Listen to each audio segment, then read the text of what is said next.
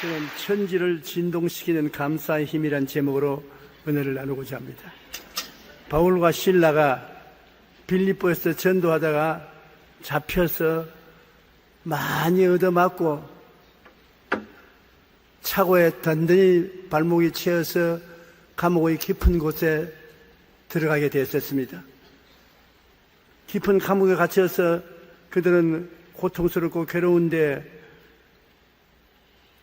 원망과 불평과 탄식을 해도 마땅한 터인데 그렇지 않고 두 사람이 쇠고랑을 철렁철렁 박자를 맞추면서 감사와 찬양을 불렀었습니다.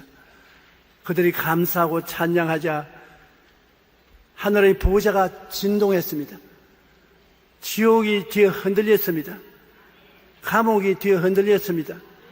모든 착오가 다 풀리고 감옥문이 열리고 하나님의 은총이 나타나서 모든 죄수들이 복음을 듣는 깊은 감동을 갖게 된 것입니다. 감사의 위대한 힘이 그들 환경 가운데 나타난 것입니다. 여러분, 우리 옛말에 궁인지사 번역 파비라는 말이 있습니다. 우리 한국말로는 안 되는 사람은 뒤로 넘어져도 코가 깨진다는 말이 있는 것입니다. 여러분, 그러나 잘 되는 사람은 넘어져도 눈앞에 산삼뿌리가 보인다고 말합니다. 사람이 비단 위에 꽃을 더한다는 금상첨화와 같이 하는 일마다 잘 되고 손대는 일마다 술술 풀려 형통하게 되는 사람이 있습니다. 어떻게 하면 이런 형통한 사람이 될 수 있겠습니까? 첼로 역정을 쓴 존 번연은 감사하고 기뻐하라, 그것만이 탐욕과 마귀의 유혹을 이길 수 있다고 말했습니다. 바울과 실라는 전도하다 잡혀서 매를 많이 맞고 쇠고랑을 차고 빌립보 깊은 감옥 속에 들어졌으나 감사하고 찬송함으로 감옥이 오히려 성전이 되고 감옥이 복음 전도의 처소가 되고 죄수들이 교인이 되고 간수가 변하여 회개하는 큰 축복이 임하여 그들은 놀라운 은총을 받게 된 것입니다. 우리가 어떠한 상황에 처하든지 범사에 감사하고 찬양할 때 하나님의 도우심으로 마귀가 떠나가고 형통한 복이 임하게 되는 것입니다. 첫째로, 언제 감사할 것인가? 좋을 때 감사할 것을 생각하고 여러 가지 헤아려 감사할 것을 알아보아서 감사를 해야 되는 것입니다. 성경에는 있는 자는 더 주고 없는 자는 있는 것까지 빼앗겠다고 말하는 것입니다. 마태복음 13장 11절 12절에 천국의 비밀을 아는 것이 너희에게는 허락되었으나 그들에게는 아니 되었나니 무릇 있는 자는 받아 넉넉하게 되되 없는 자는 그 있는 것도 빼앗기리라. 우리가 생각에는 있는 자는 안 죽어도 되겠고 없는 자를 도와줘야 될 것 같은데 하늘나라의 법칙은 있는 자에게는 있는 것을 인정하고 감사하고 긍정적으로 생각하고 찬양하기 때문에 더 주고 없는 자가 없다고 원망하고 불평하고 탄식함으로 있는 것조차도 다 홀랑 뺏긴다는 것입니다. 사리에 어긋나는 것 같지만 우리 실생활에 실제로 그렇게 일어나는 것입니다.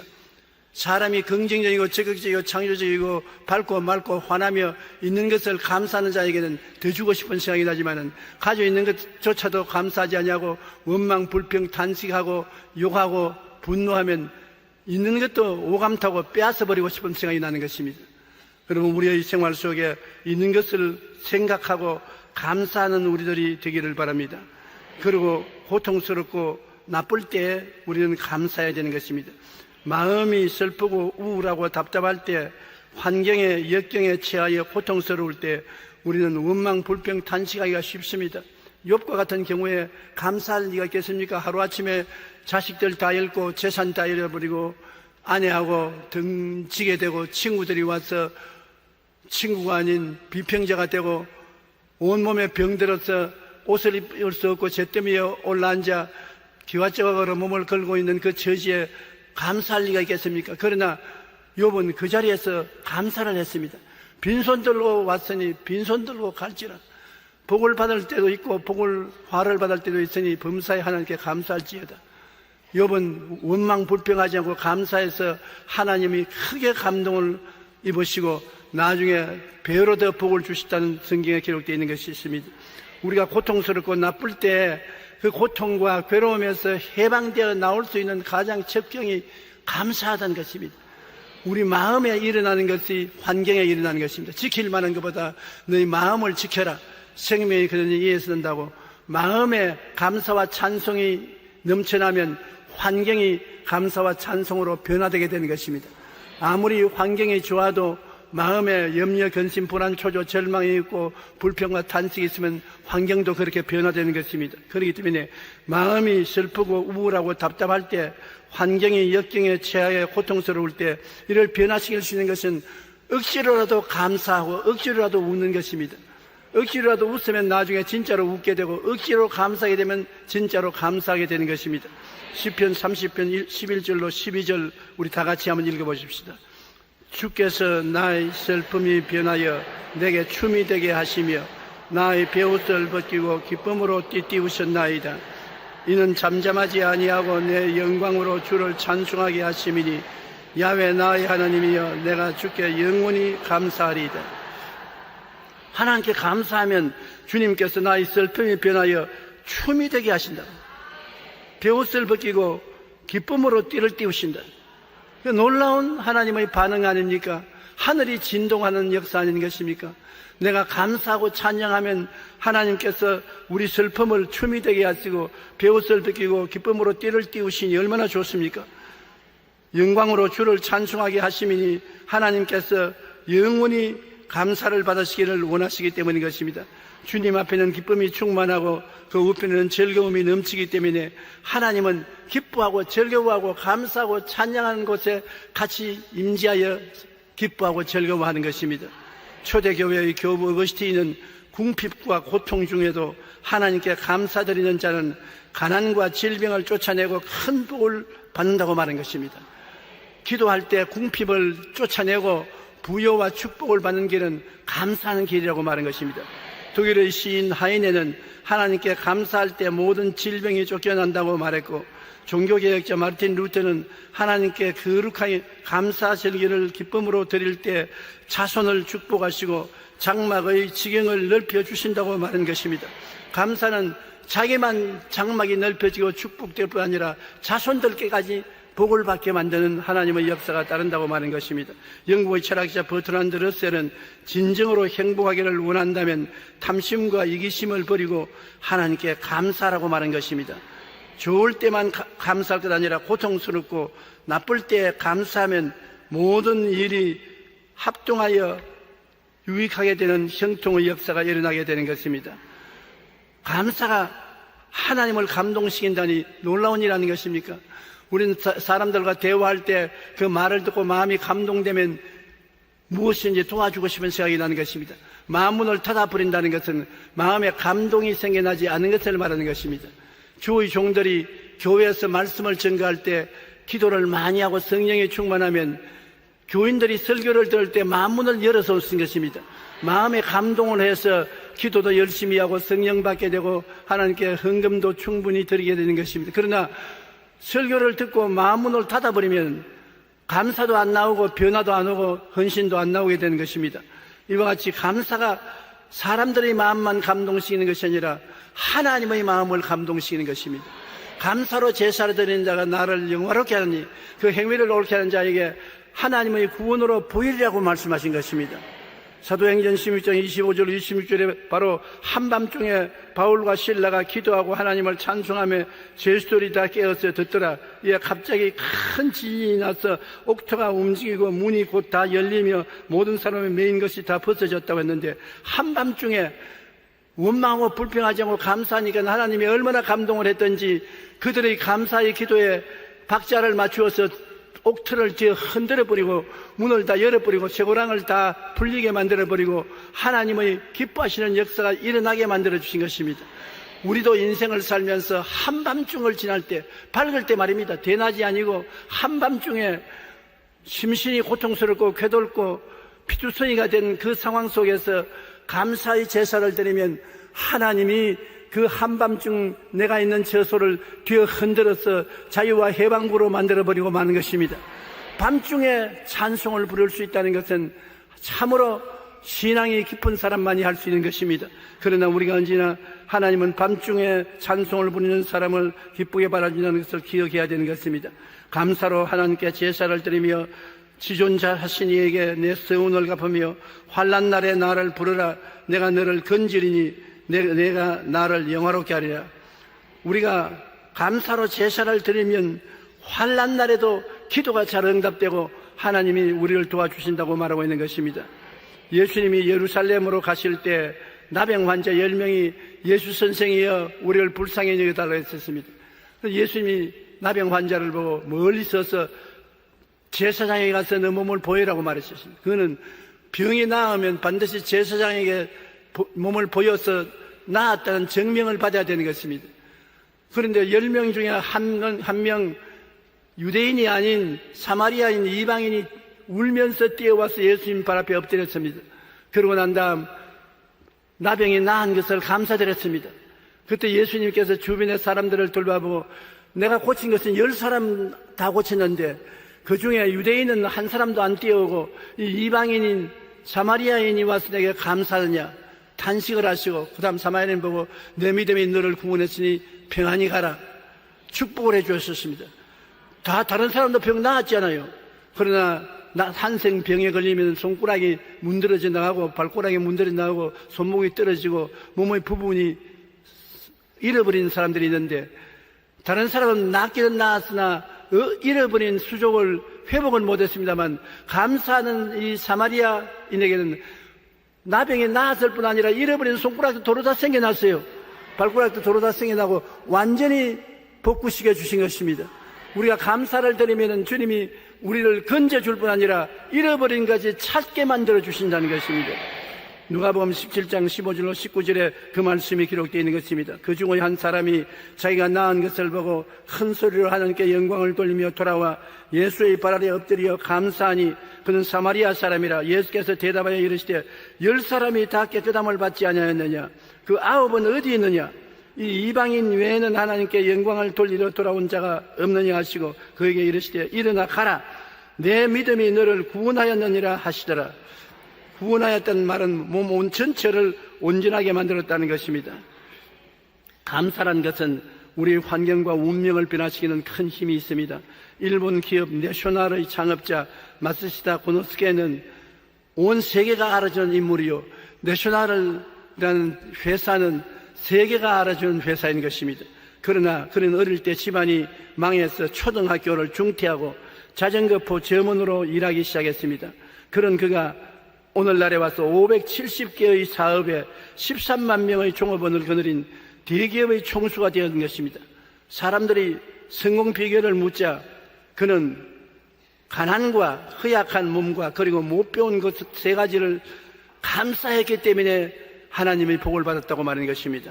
그는 가난 가운데 살았으니까 헐벗고 굶주린 것은 당연한 이치고 영양실조로 몸이 허약해서 늘 몸이 고통스러웠고 그 다음에 못 배운 것이 한이었었습니다.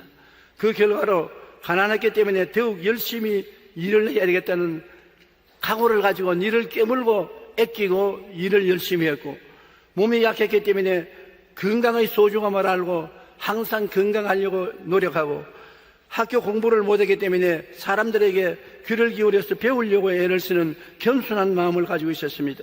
그러면서 항상 감사했었습니다. 그 결과 하나님께서 세계적인 기업가로 만들어진 것입니다. 반드시 공부를 많이 했다고 성공하는 것 아닙니다. 가문이 좋다고 출세하는 것 아닙니다. 머리가 좋다고 출세하는 것도 아닙니다. 마음이 착해야 되는 것입니다. 환경에 원망, 불평, 탄식 그렇게 부정적으로 대하면 절대로 잘 안 되는 것입니다. 지킬 만한 것보다 마음을 지켜라. 생명의 근원이 머리에서 나오는 것이 아니고 발에서 나오는 것이 아니고 마음에서 나온다고 말하는 것입니다. 마음이 항상 기뻐하고 쉬지 말고 기도하고 범사에 감사하고 긍정적이고 적극적이고 창조적이며 하나님 앞에서 영광을 돌리면 하나님의 성령이 같이 계셔서 도와주시는 것입니다. 여러분, 이 세상에 수영을 잘하는 사람들이 수영을 배울 때 무조건 하고 물에 뛰어들어간다고 수영을 배우는 것은 아닙니다. 뭘 배우느냐? 물은 겸손하고 물에게 의지하는 사람을 띄우는 힘이 있다는 것을 배워야 되는 것입니다. 먼저 물하고 싸우고 물아 나를 띄우라고 바둥덩이를 치면 그냥 자꾸 가라앉습니다. 억지로 물에 떨라고 물 사지를 던지고 발부둥 치면 물에 가라앉아요. 물에 척 늘어져서 물에게 내가 맡기고 물을 의지하면 물이 띄워주고 이끌어주는 것입니다. 이와 같이 여러분 수영을 배우는 사람도 물에게 의지할 줄 배우는 것처럼 인생을 살면서 하나님께 의지할 줄 아는 것을 배우는 사람이 하나님의 능력으로 복을 받게 되는 것입니다. 하나님이 문을 열면 닫을 자가 없고 닫아놓으면 열 자가 없습니다. 주님께서 높이는 자는 낮출 사람이 없고 주님이 낮추면 높일 자가 없는 것입니다. 제가 나를 사랑한즉 내가 저를 건지리라. 제가 내 이름을 안즉 내가 저를 높이리라. 제가 내게 간구하리니 내가 응답하리라. 환난 때 내가 저와 같이 하여 저를 건지고 영화롭게 하리라. 내가 장수함으로 저로 만족해 하며 나의 구원으로 보이리라 했었으니 이 위대한 힘이 하나님께로부터 오는 것이므로 하나님을 잘 의지하면 우리가 이 세상에서 가난하고 몸에 약하고 못 배웠다고 탄식하지 말고 하나님을 의지하면 하나님이 그 대신 채워주시는 것입니다. 정신치료 전문가인 넬러 C. 넬슨은 소망을 이루어주는 감사의 힘이란 책에서 이렇게 말했습니다. 감사는 모든 일에 기쁨을 증가시키므로 인간관계를 더욱 좋게 만들고 서로 협력하여 갈등을 해소하여 사랑이 넘치게 합니다. 진심으로 미리 무조건 실천하는 감사는 아무리 견디기 힘든 상황도 가치 있게 만드는 힘이 있으므로 삶을 놀랍게 변화시킨다고 그는 말했었습니다. 넬슨은 감사 그룹 회원들과 다양한 실험을 통해 놀라운 결과를 얻었습니다. 감사하는 마음을 가짐으로써 해묵은 분노를 해결하고 가족이나 사랑하는 사람의 관계를 새롭게 이루었습니다. 또한 직장에서 승진하고 자부심을 회복시키며 건강을 향상시켰다고 하는 것입니다. 우리는 좋을 때뿐 아니라 고통스럽고 나쁠 때 감사해야 되는 것입니다. 좋을 때는 다 감사할 수 있습니다. 고통스럽고 나쁠 때 얼굴을 징그리고 다니는 것보다는 감사하는 삶을 살 때 사람들의 인정을 받고 사람들의 존경을 받게 되는 것입니다. 우리가 마음이 슬프고 우울하고 답답할 때, 어려운 환경에 처하고 고통스러울 때 감사하면 몸과 마음이 회복되고 이전보다 더욱 행복하고 발전된 모습을 갖고 살게 될 수 있는 것입니다. 감사로 제사를 드린다는 것은 하나님이 너무나 기뻐하시는 것입니다. 한국상담심리치료센터 원장인 우울증치료연구소 대표인 강선영 씨는 어린 시절부터 20여 년간 우울증을 앓고 그는 그 자신 여러 번 자살하려고 했었습니다.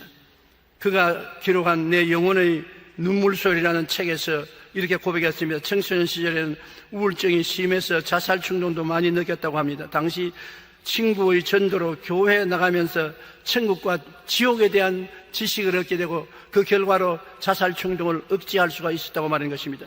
그는 주님을 만나고 기도할 때 하나님의 음성이 들려왔습니다. 내가 이렇게 상처가 많으니 내가 너를 치유해야 너를 설 수 있을 것 같다라고 말씀하셨습니다.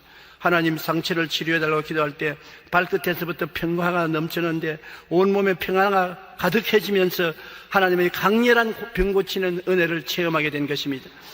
그는 상담학과 신학을 공부하고 하나님의 사랑을 느끼고 감사하자 이번에는 어려움에도 다시는 두려움과 불안이 생기지 않았다고 했습니다. 그는 과거 자신의 경험을 통해서 환자들의 심정을 더욱 잘 이해하고 공감하여 치료 효과가 빠르게 나타나며 자신에게 이러한 사명을 주신 것에 감사했습니다. 더욱 놀라운 것은 치료하면서 주님을 전도했는데 감사하며 주님을 영접하는 사람은 100% 우울증에서 고침을 받는다고 말한 것입니다. 우리는 받은 은혜를 헤아려 감사하고 있는 것으로 감사하며 마음으로 입술로 늘 범사에 감사해야 되는 것입니다. 이것은 누구든지 할 수 있는 것이기 때문인 것입니다. 둘째로 어떻게 감사할 것인가? 받은 은혜를 헤아려 감사하라. 우리가 이 세상에 살면서 예수를 믿고 구원받은 것 얼마나 감사합니까? 죄 덩어리인 우리가 하나님의 선택함을 통해서 만문을 열고 성령의 도움으로 구원을 받았으니 구원해 주신 은혜에 우리는 늘 감사해야 되는 것입니다. 너희는 그 은혜에 의하여 믿음으로 말미암아 구원을 받았으니 이것은 너희에게서 난 것이 아니요 하나님의 선물이라. 여러분 구원받은 것이 다 선물로 받은 구원 아닙니까? 공짜로 받았습니다. 믿기만 하면 구원을 받았으니 구원받은 우리가 하나님께 감사해야 될 것입니다. 그리고 또 영혼이 구원받을 뿐 아니라 무엇을 먹을까, 무엇을 입을까, 무엇을 마실까 걱정하지 않게 도와주시는 하나님께 감사드려야 될 것입니다. 시편 136편 25절에 모든 육체에게 먹을 것을 주신 이에게 감사라. 그 인자하심이 영원하미로다. 우리는 하루도 먹지 아니하면 영양이 나빠지고 기운이 없어지는 것입니다. 먹을 것을 주시는 하나님께 감사해야 되겠는 것입니다. 죄에서 해방을 주신 은혜, 우리 하루하루 죄의 종이 의의 종으로 변화시켜 주시는 하나님께 감사를 드려야 될 것입니다. 로마서 6장 17절로 18절에 하나님께 감사리로다. 너희가 본래 죄의 종이더니 너희에게 전하여 준 바 교훈의 본을 마음으로 순종하여 죄로부터 해방되어 의의 종이 되었나니라. 하나님이 능히 모든 은혜를 너희에게 넘치게 하시나니 이는 너희로 모든 일에 항상 모든 것이 능능하여 모든 착한 것을 넘치게 하려 함이라. 하나님께서는 우리 모두가 잘 되기를 원하시는 것입니다. 하나님이 못 되기를 원하시는 하나님 안 계십니다. 부모가 자식이 잘 되기를 원하는 것처럼 모든 일에 항상 모든 것이 능력하여 모든 착한 일을 넘치게 하려 함이라. 여러분, 항상 포켓토에 들어보면 빈 포켓토가 되어 있으면 좋은 일을 할 수 없잖아요. 포켓토 보면 여기에 돈이 있어야지. 그래서 내가 이 돈을 가지고 어려운 사람에게 나누어 주고 도와줄 수 있어야지. 또 오른쪽 보면 감추어 넣은 돈이 좀 있어가지고서 예배 드릴 때 하나님께 좀 큼직하게 헌금을 할 수 있으면 얼마나 좋습니까? 주라 그래야면 돌려줄 것이니 곧 후이되어 눌러 흔들어 넘치게 해서 안겨주리라. 항상 하나님은 그런 생활하기를 원하는 것입니다. 내가 가지고 남에게 주면 주는 자가 받는 자보다 복이 있다고 굉장히 행복함을 느낄 수가 있는 것입니다. 그렇기 때문에 하나님은 항상 여러분이 축복을 받아서 넘치는 삶을 누리기를 원하시고 있는 것입니다. 하나님은 이스라엘 역사 속에 행하신 기이한 일을 이스라엘 백성들로 하여금 감사하게 하시는데 시편 136편 10절로 16절까지 우리 한번 소리내어 읽어보십시다. 애굽의 장자를 치신 이에게 감사하라. 그 인자하심이 영원하미로다. 이스라엘을 그들 중에서 인도하신 이에게 감사하라. 그 인자하심이 영원하미로다. 강한 손과 펴신 팔로 인도하여 내신 이에 감사하라. 그 인자하심이 영원하미로다. 홍해를 가르신 이에게 감사하라. 그 인자하심이 영원하미로다. 이스라엘을 그 물 가운데로 통과하게 하신 이에게 감사하라. 그 인자하심이 영원하미로다. 바로와 그의 군대를 홍해에서 엎드려 때리신 이에게 감사하라. 그 인자하심이 영원하미로다. 그의 백성을 인도하여 광야를 통하게 하신 이에게 감사하라. 그 인자하심이 영원하미로다. 이 말은 무슨 말씀이냐? 하나님 믿는 사람은 범사에 감사라는 것입니다. 아침부터 저녁까지 감사할 것을 발견하고 그 감사할 것에 대해서 감사를 드리면 하나님은 있는 자에게는 더 준다고 감사할 일이 더 자꾸 생겨나는 것입니다. 있는 것을 감사해야 되는 것입니다. 없는 것을 자꾸 찾아서 불평하지 말고 있는 것을 가지고 감사해야 되는 것입니다. 여러분, 우리가 별을 보고 감사하면 달을 주시고, 달을 보고 감사하면 햇빛을 주시고, 햇빛을 보고 감사하면 천당을 주신다고 말했던 것입니다. 디모데전서 6장 6절로 8절에 보면 그러나 자족하는 마음이 있으면 경건은 큰 이익이 되느니라. 우리가 세상에 아무것도 가지고 온 것이 없음에 또한 아무것도 가지고 가지 못하리니 우리가 먹을 것과 입을 것이 있은즉 족한 줄로 알 것이라. 원래부터 빈손 들고 왔으니 갈 때도 빈손 들고 갈 것인데 그 가운데 우리에게 주신 것을 생각하고 하나님께 감사하라는 것입니다. 바울은 모든 일에 만족하고 감사할 것을 배웠습니다. 빌립보서 4장 11절로 12절에 내가 궁핍함으로 말하는 것이 아니라 어떠한 형편이든지 나는 자족하기를 배웠노니 나는 비천에 처할 줄도 알고 풍부에 처할 줄도 알아. 모든 일 곧 배부름과 배고픔과 풍부와 궁핍에도 처할 줄 아는 일체의 비결을 배웠노라. 배부를 때도 감사하고 배고플 때도 감사하고 일체 하나님 앞에 감사하고 찬송하며 사는 비결을 배웠다고 말한 것입니다. 우리는 마음으로 감사하고 소리내어 감사해야 되는 것입니다. 고요하게 조용한 마음으로 마음속에 늘 하나님께 감사드리고 기회가 있으면 고함쳐서 소리내어 두 손 들고 감사하고 항상 감사가 우리에게 떠나지 말아야 될 것입니다. 에베소 5장 19절로 20절에 시와 찬송과 신령한 노래로 서로 화답하며 너희 마음으로 주께 노래하며 찬송하며 범사에 우리 주 예수 그리스도 이름으로 항상 아버지 하나님께 감사하라. 이사야 63장 7절에 내가 야훼께서 우리에게 베푸신 모든 자비와 그의 찬송을 말하며 그의 사랑을 따라 그 많은 자비를 따라 이스라엘 집에 베푸신 큰 은총을 말하리라.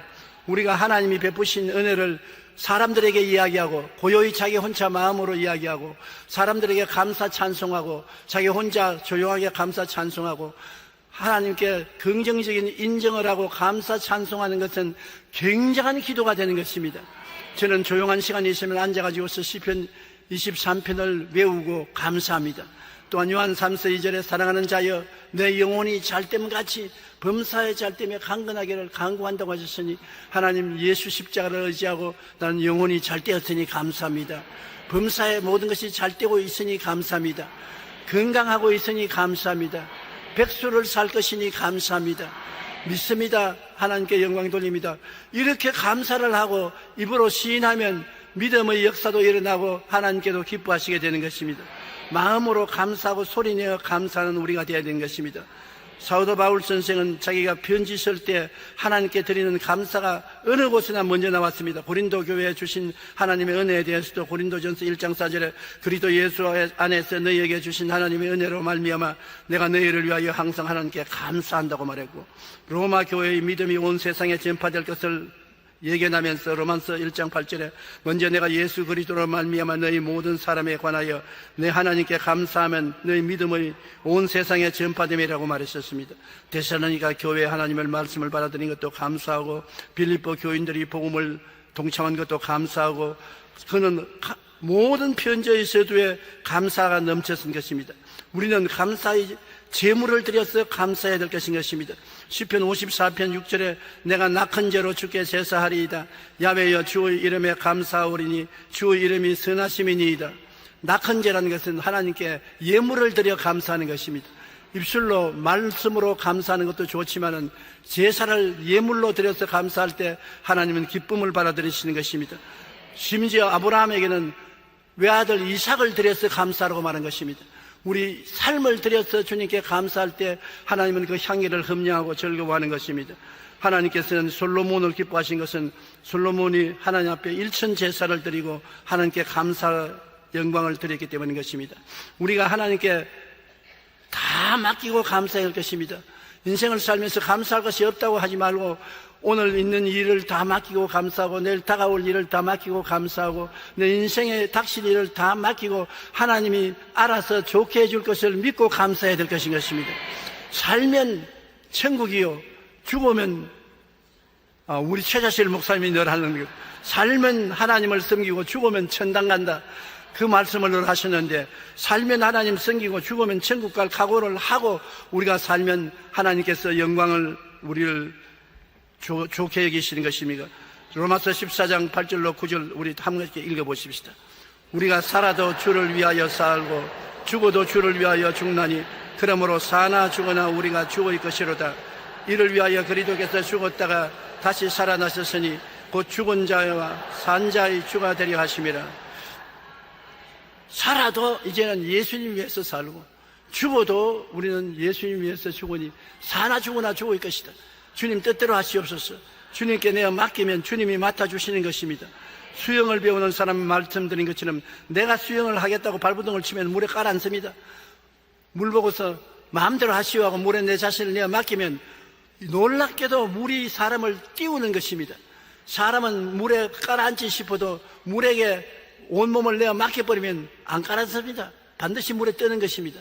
그러나 안 가라앉으려고 막 발버둥을 치고 물과 싸우면 붕 가라앉아버리고 마는 것입니다. 물은 의지하지 않으면 책임 안 지는 것입니다. 하나님도 물과 같은 것입니다. 하나님의 은혜는 여러분이 내가 맡기면 여러분을 책임져 주시는 것입니다. 그러나 여러분이 살겠다고 발버둥을 치고 하나님 앞에 온갖 수단과 방법을 다하고 회방을 하면은 내 마음대로 해라, 끝까지 해라, 잘 논다. 진짜로 죽는 것입니다. 하나님 앞에서 내가 죽었다가 하면 살아나고 내가 살겠다고 발버둥을 치면 죽게 되는 것입니다. 그러므로 살려고 하면 죽고 죽으면 산다는 사실을 우리가 늘 알고 우리 생활 속에 인간의 수단과 방법으로 살려고 하지 말고 하나님 살든지 죽든지 흥하든지 망하든지 성하든지 쇠하든지 주님께 내가 맡겼으니 주님 붙들어 주시옵소서 하면 걱정 마라 내가 맡았다. 주님이 책임져 주시는 것입니다. 오늘날 여러 가지 경제 사정이 세계적으로 어려워지고 나라마다 걱정을 많이 하는데, 이때 우리가 살겠다고 우리 인간의 힘으로 발버둥을 치면 하나님이 그래 너 힘으로 마음대로 하라, 너 죽도록 해보라고 맡겨놓고 안 도와주는 것입니다. 그러나 하나님, 우리는 살든지 죽든지 주를 의지하오니 예배드리고 11조 드리고 철야기도 하고 교회 기도원에서 기도하고 주님께 내어 맡기면 걱정하지 말라, 아무리 어둡고 캄캄해도 내가 같이하여 책임져 주겠다고 말씀하시는 것입니다. 마가복음 8장 35절에 누구든지 자기 목숨을 구원하고자 하면 잃을 것이요 누구든지 나와 복음을 위하여 자기 목숨을 잃으면 구원하리라. 자기 목숨을 자기가 건지겠다고 발버둥을 치면 잃어버리나 나에게 내가 맡기면 내가 책임져 주겠다는 것입니다. 빌립보서 4장 6절로 7절 다 같이 읽어보십시다. 아무것도 염려하지 말고 다만 모든 일에 기도와 간구로 너희 구할 것을 감사함으로 하나님께 아뢰라. 그리하면 모든 지각에 뛰어난 하나님의 평강이 그리스도 예수 안에서 너희 마음과 생각을 지키시리라. 아무것도 염려하지 말고 모든 일에 기도와 간구로 감사함으로 하나님께 맡겨버리는 것입니다. 사는지 죽든지 하나님께 책임져 주시라고 맡기면 맡기는 사람은 하나님이 책임져 주시는 것입니다. 사드락과 메삭과 아벳느고가 살든지 죽든지 하나님께 내어 맡기니까 하나님이 책임지고 불 속에서 그를 건져주신 것입니다. 그들이 자기들이 살겠다고 발버둥을 치고 타협을 했으면 바싹 탈수 것입니다. 오늘날 또 주님은 늘 하신 말씀이 내가 다 이루어 놓았으니 내게 맡겨라. 무엇을 먹을까, 무엇을 입을까, 무엇을 마실까 염려하지 말라. 이는 다 이방인들이 염려하는 것이요 너희 천부께서는 이 모든 것이 너희에게 있어야 될 줄 아시나니라. 그 나라와 그 일을 먼저 구하라. 그래야만 이 모든 것을 너희에게 더하시리라고 말씀하신 것입니다. 하나님을 믿고 의지하고 맡기면 주님께서 우리를 책임져 주시는 것인데, 우리가 정말 못하는 것은 자꾸 우리 힘으로 살겠다고 말부동을 치기 때문에 하나님의 일을 회방시켜서 하나님이 너가 너무 회방을 많이 하기 때문에 죽을 때까지 기다릴 수밖에 없겠다고 주님이 기다리고 계신 것입니다. 모세가 40년 동안 광야에서 모든 인간의 수단과 방법이 다 죽었을 때 하나님은 모세에게 나타나서 모세를 붙들어 사용할 수가 있는 것입니다. 내가 잘한다고 지혜와 총명과 모략과 재능이 있다고 정청춘이라고 주먹깨나 선다고 무엇인지 할 수 있다고 생각하고 하나님 앞에서 자꾸 건방지게 날뛰면 하나님이 도저히 회방을 받아서 일을 할 수가 없어요. 하나님은 우리를 온전히 우리 자신이 죽고 하나님께 내가 맡기면 하나님이 책임져 주시겠다는 것입니다. 구원도 한 가지입니다. 내가 구원받겠다고 해서 금식하고 철야하고 온갖 고행을 행한다고 해서 구원받느냐? 구원받지 못합니다. 죄를 짓고 불의하고 추악하고 버림을 마땅한 인간이지만은 천부의 의지 없어 손 들고입니다. 두 손 들고 주님께 내어 맡기면 예수님이 대신 죽어주시고 죄를 씻어주시고 구원해 주시는 것입니다. 에레미야서 33장 3절에 너희는 내게 부르시더라. 내가 내게 응답하겠고 내가 알지 못하는 크고 비밀한 일을 내게 보이리라. 너희가 할 일은 부르짖고 내가 맡겨라는 것입니다. 그러면 내가 책임져 주겠다는 것입니다. 크고 비밀한 일을 보여주십니다. 삶의 어려움과 고난은 날씨와 같아서 항상 변화무쌍하게 다가오는 것입니다. 이것을 받아서 처리하는 것이 우리 몫이 아니라 하나님이 받아서 처리해 주시는 것입니다. 우리가 하나님 앞에 해야 될 일은 하나님이 우리를 위해서 일해 주신 것을 바라보고 늘 감사 찬송을 드리는 것밖에 없는 것입니다. 감사 찬송이 우리 하나님께 모든 일을 맡기는 가장 빠른 길인 것입니다. 미국 한인교회의 김충원 장로님은 엄청난 삶의 굴곡을 겪으면서 무조건 감사함으로 성공을 이루었었습니다.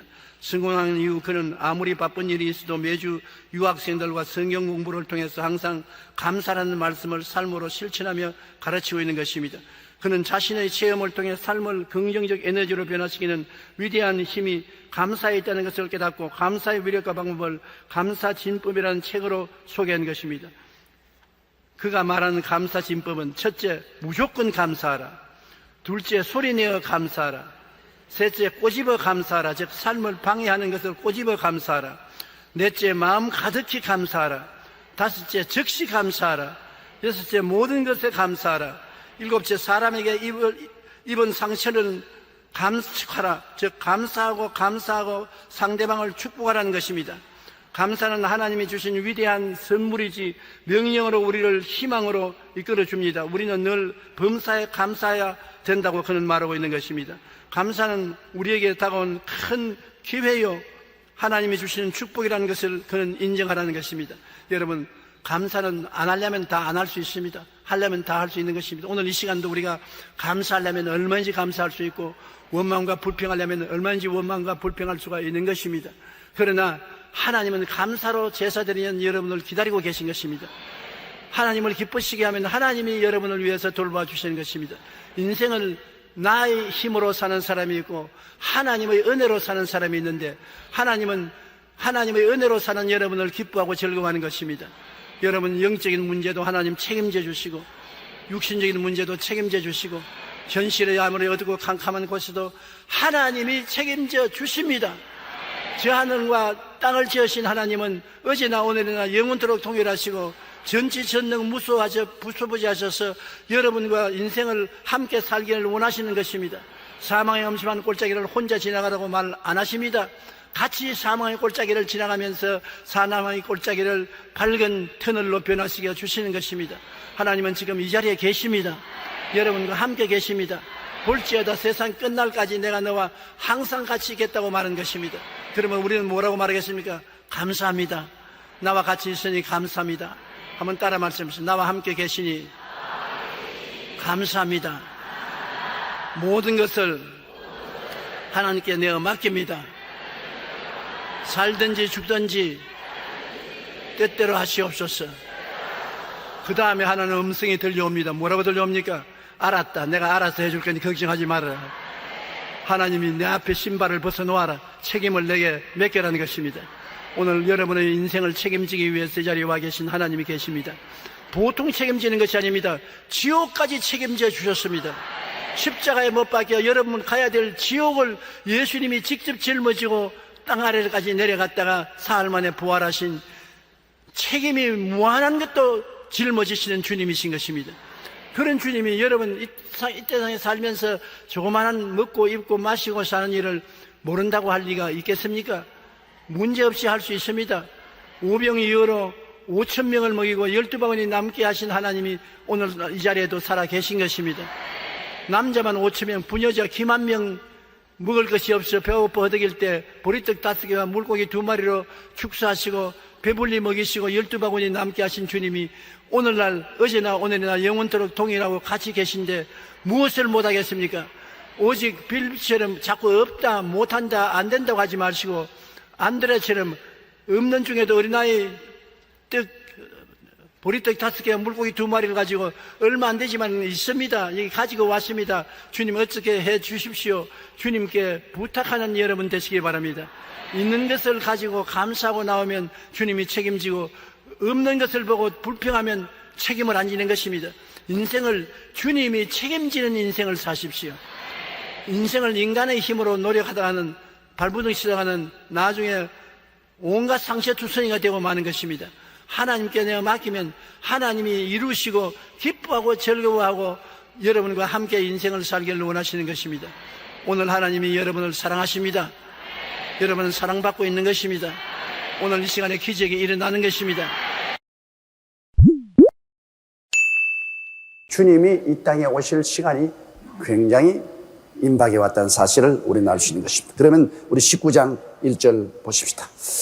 이 일 후에 내가 들으니 하늘에 흐다한 무리의 큰 음성 같은 것이 있어 가로되 할렐루야, 구원과 영광과 능력이 우리 하나님께 있도다. 자, 7년 환란 동안에 적그리스도의 종교의 심판이 있고, 그 다음에는 적그리스도의 수도 심판 바벨론의 심판이 있고 난 다음에 적그리스도의 나라는 이제는 완전히 무너져가고 있습니다. 적그리스도의 세력은 약해지고 적그리스도의 나라는 큰 흑암이 내려앉았습니다. 마치 제2차 세계대전 당시에 베를린에 있던 히틀러의 정권이 무너지는 것과 같이 적그리스도의 정권이 이제는 무너지기 시작합니다. 그러한 때에 하늘에서 큰 축제가 벌어지십니다. 할렐루야, 구원과 영광과 능력이 우리 하나님께 있도다. 구원하심이 보좌에 앉으신 우리 하나님과 어린 양께 있도다. 우리 아버지 하나님이 아담 하와 타락한 이후로 인류를 구원하시기 위해서 계획하시고 오래 일하신 그 종결이 이루어지는 것입니다. 아담은 첫 인류 조상이고 예수 그리스도는 마지막 인류 조상입니다.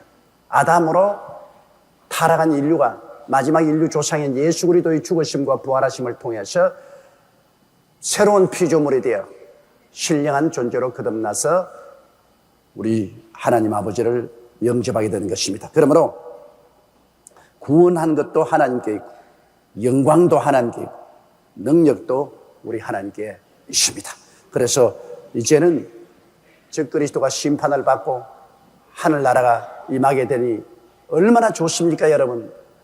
아담과 하와 이후로 기나긴 수천 년의 세월 동안에 눈물과 서름과 고통과 괴로움으로 지난 이 땅에 이제 이것이 다 지나가고 하나님이 천지를 새롭게 하는 그 시기가 다가왔으니 얼마나 좋습니까? 예수님이 강림하시고 천년 왕국이 이루어지고 그 다음에는 다가온 신천신지 영원 몽세가 이루어지고 기가 막히고 아름다운 새로운 세계가 열려지는 것입니다.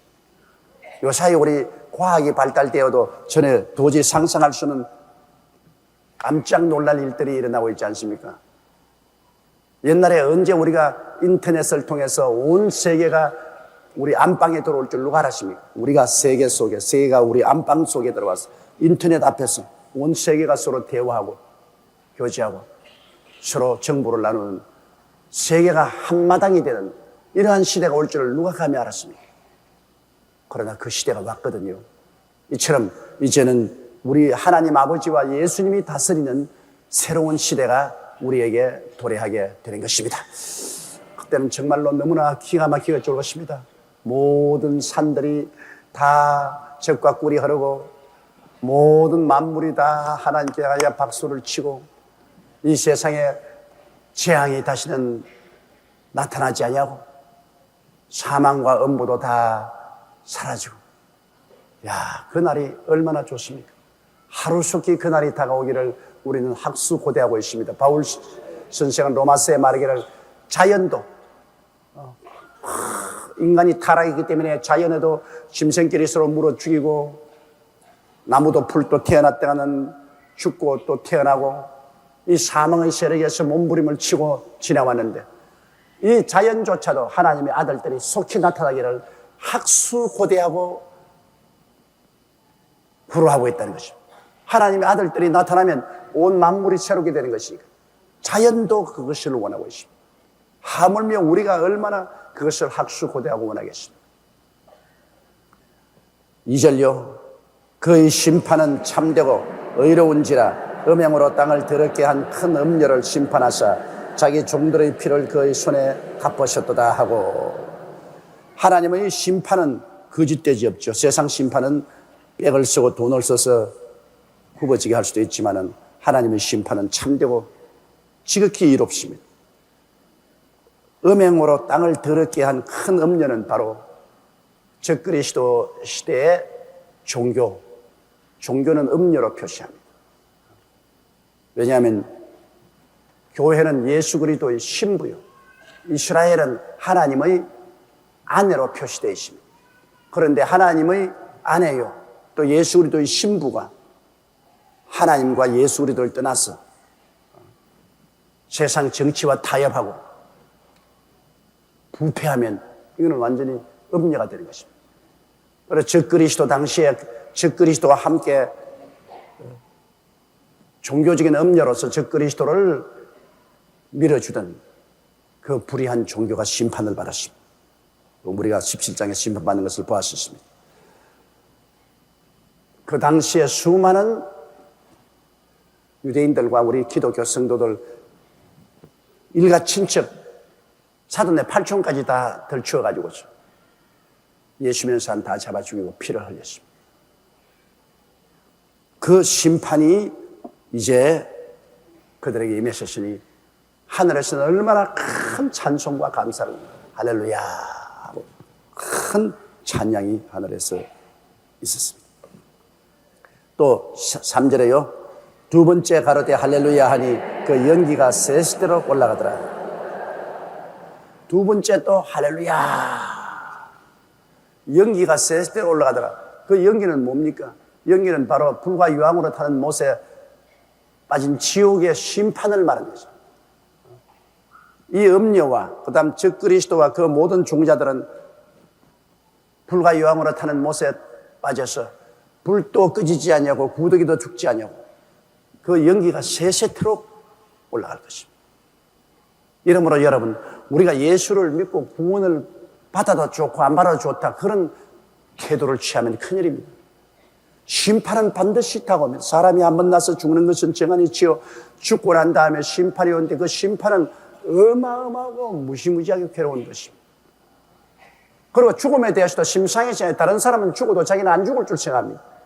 그러나 급히 죽음이 다가와서 지옥에 떨어지고 난 다음에야 그때에 몸부림친들 무슨 소용이 있습니까? 불꽃 가운데서 고통당하며 부자가 하늘을 향하여 아브라함에게 부르짖은들 그때는 이미 늦었지 않습니까? 이러므로 구원받는 것은 말할 수 없는 영광이지만 구원받지 못하는 것은 말할 수 없는 절망인 것입니다. 그러므로 사람은 앞으로 운명이 극에서 극입니다. 말할 수 없는 영광이냐 말할 수 없는 저주와 절망이냐 거기에서 그거로 우리가 가게 될 것입니다. 그 경계선이 바로 우리 주 예수 그리스도의 십자가인 것입니다. 예수 그리스도의 도가 멸망하는 자에게는 어리석게 보이나 구원은 우리에게는 하나님의 능력이요 하나님의 지혜인 것입니다. 여러분은 하나님의 능력과 하나님의 지혜인 예수 그리스도를 받아들이게 된 것이 얼마나 영광인지 감사드려야 될 것입니다. 4절요. 또 24장로와 네 생물이 엎드려 보좌에 앉으신 하나님께 경배하여 가로되 아멘 할렐루야 하니 24장로는 구약 12장로, 신약 대표 12장로, 신구약 하나님과 언약 맺은 백성, 유대인과 우리 성도들 합쳐서 대표 24장로와 네 생물은 하나님의 거룩함을 지키는 요사이 소위 말하는 경호실장입니다. 하나님의 거룩함을 보좌에 지키는 네 생물 천사가 보좌에 앉으신 하나님께 경배하여 가로되 아멘 할렐루야 하니 보좌에 앉으신 하나님 아버지께 엎드려서 경배합니다. 엎드려 경배합니다.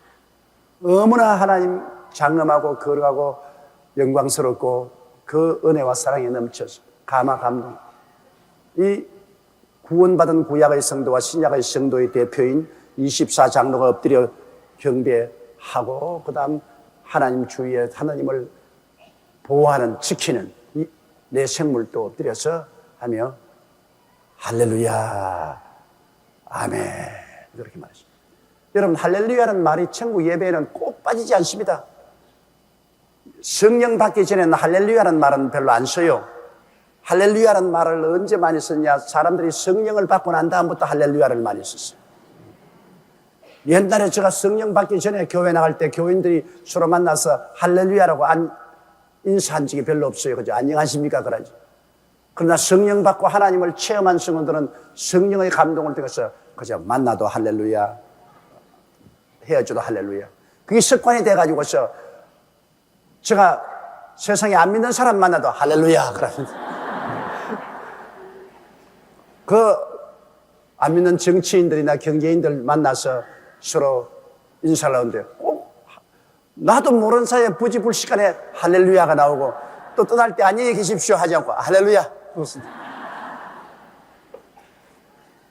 천당에 올라가면 모든 인사가 할렐루야로 이루어지는 것입니다. 할렐루야. 우리가 천당에 올라가면 천당문 열리고 그리고 12진주문 황금 보석길로 들어갈 때 전체 천국에 울리는 소리가 할렐루야일 것입니다. 할렐루야. 그쪽에는 성도들 만나도 할렐루야, 천사를 만나도 할렐루야, 우리 주님을 만나도 할렐루야. 할렐루야라는 것은 하나님께 영광을 돌린다 그 말인 것입니다. 하나님께 영광을 돌린다. 아멘은 그렇고 말고요. 그 말이 아멘인 것입니다. 하나님께 영광을 돌립니다. 아멘. 그렇고 말고요. 그런데 사람들이 아멘을 갖다가 그 뜻을 모르고 잘못되게 아멘한 사람 많습니다.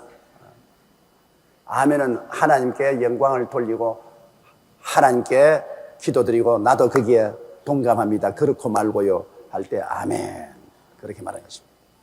그러니까 아멘을 사용할 때도 우리가 주의하고 써야 되는 것입니다. 5절에요.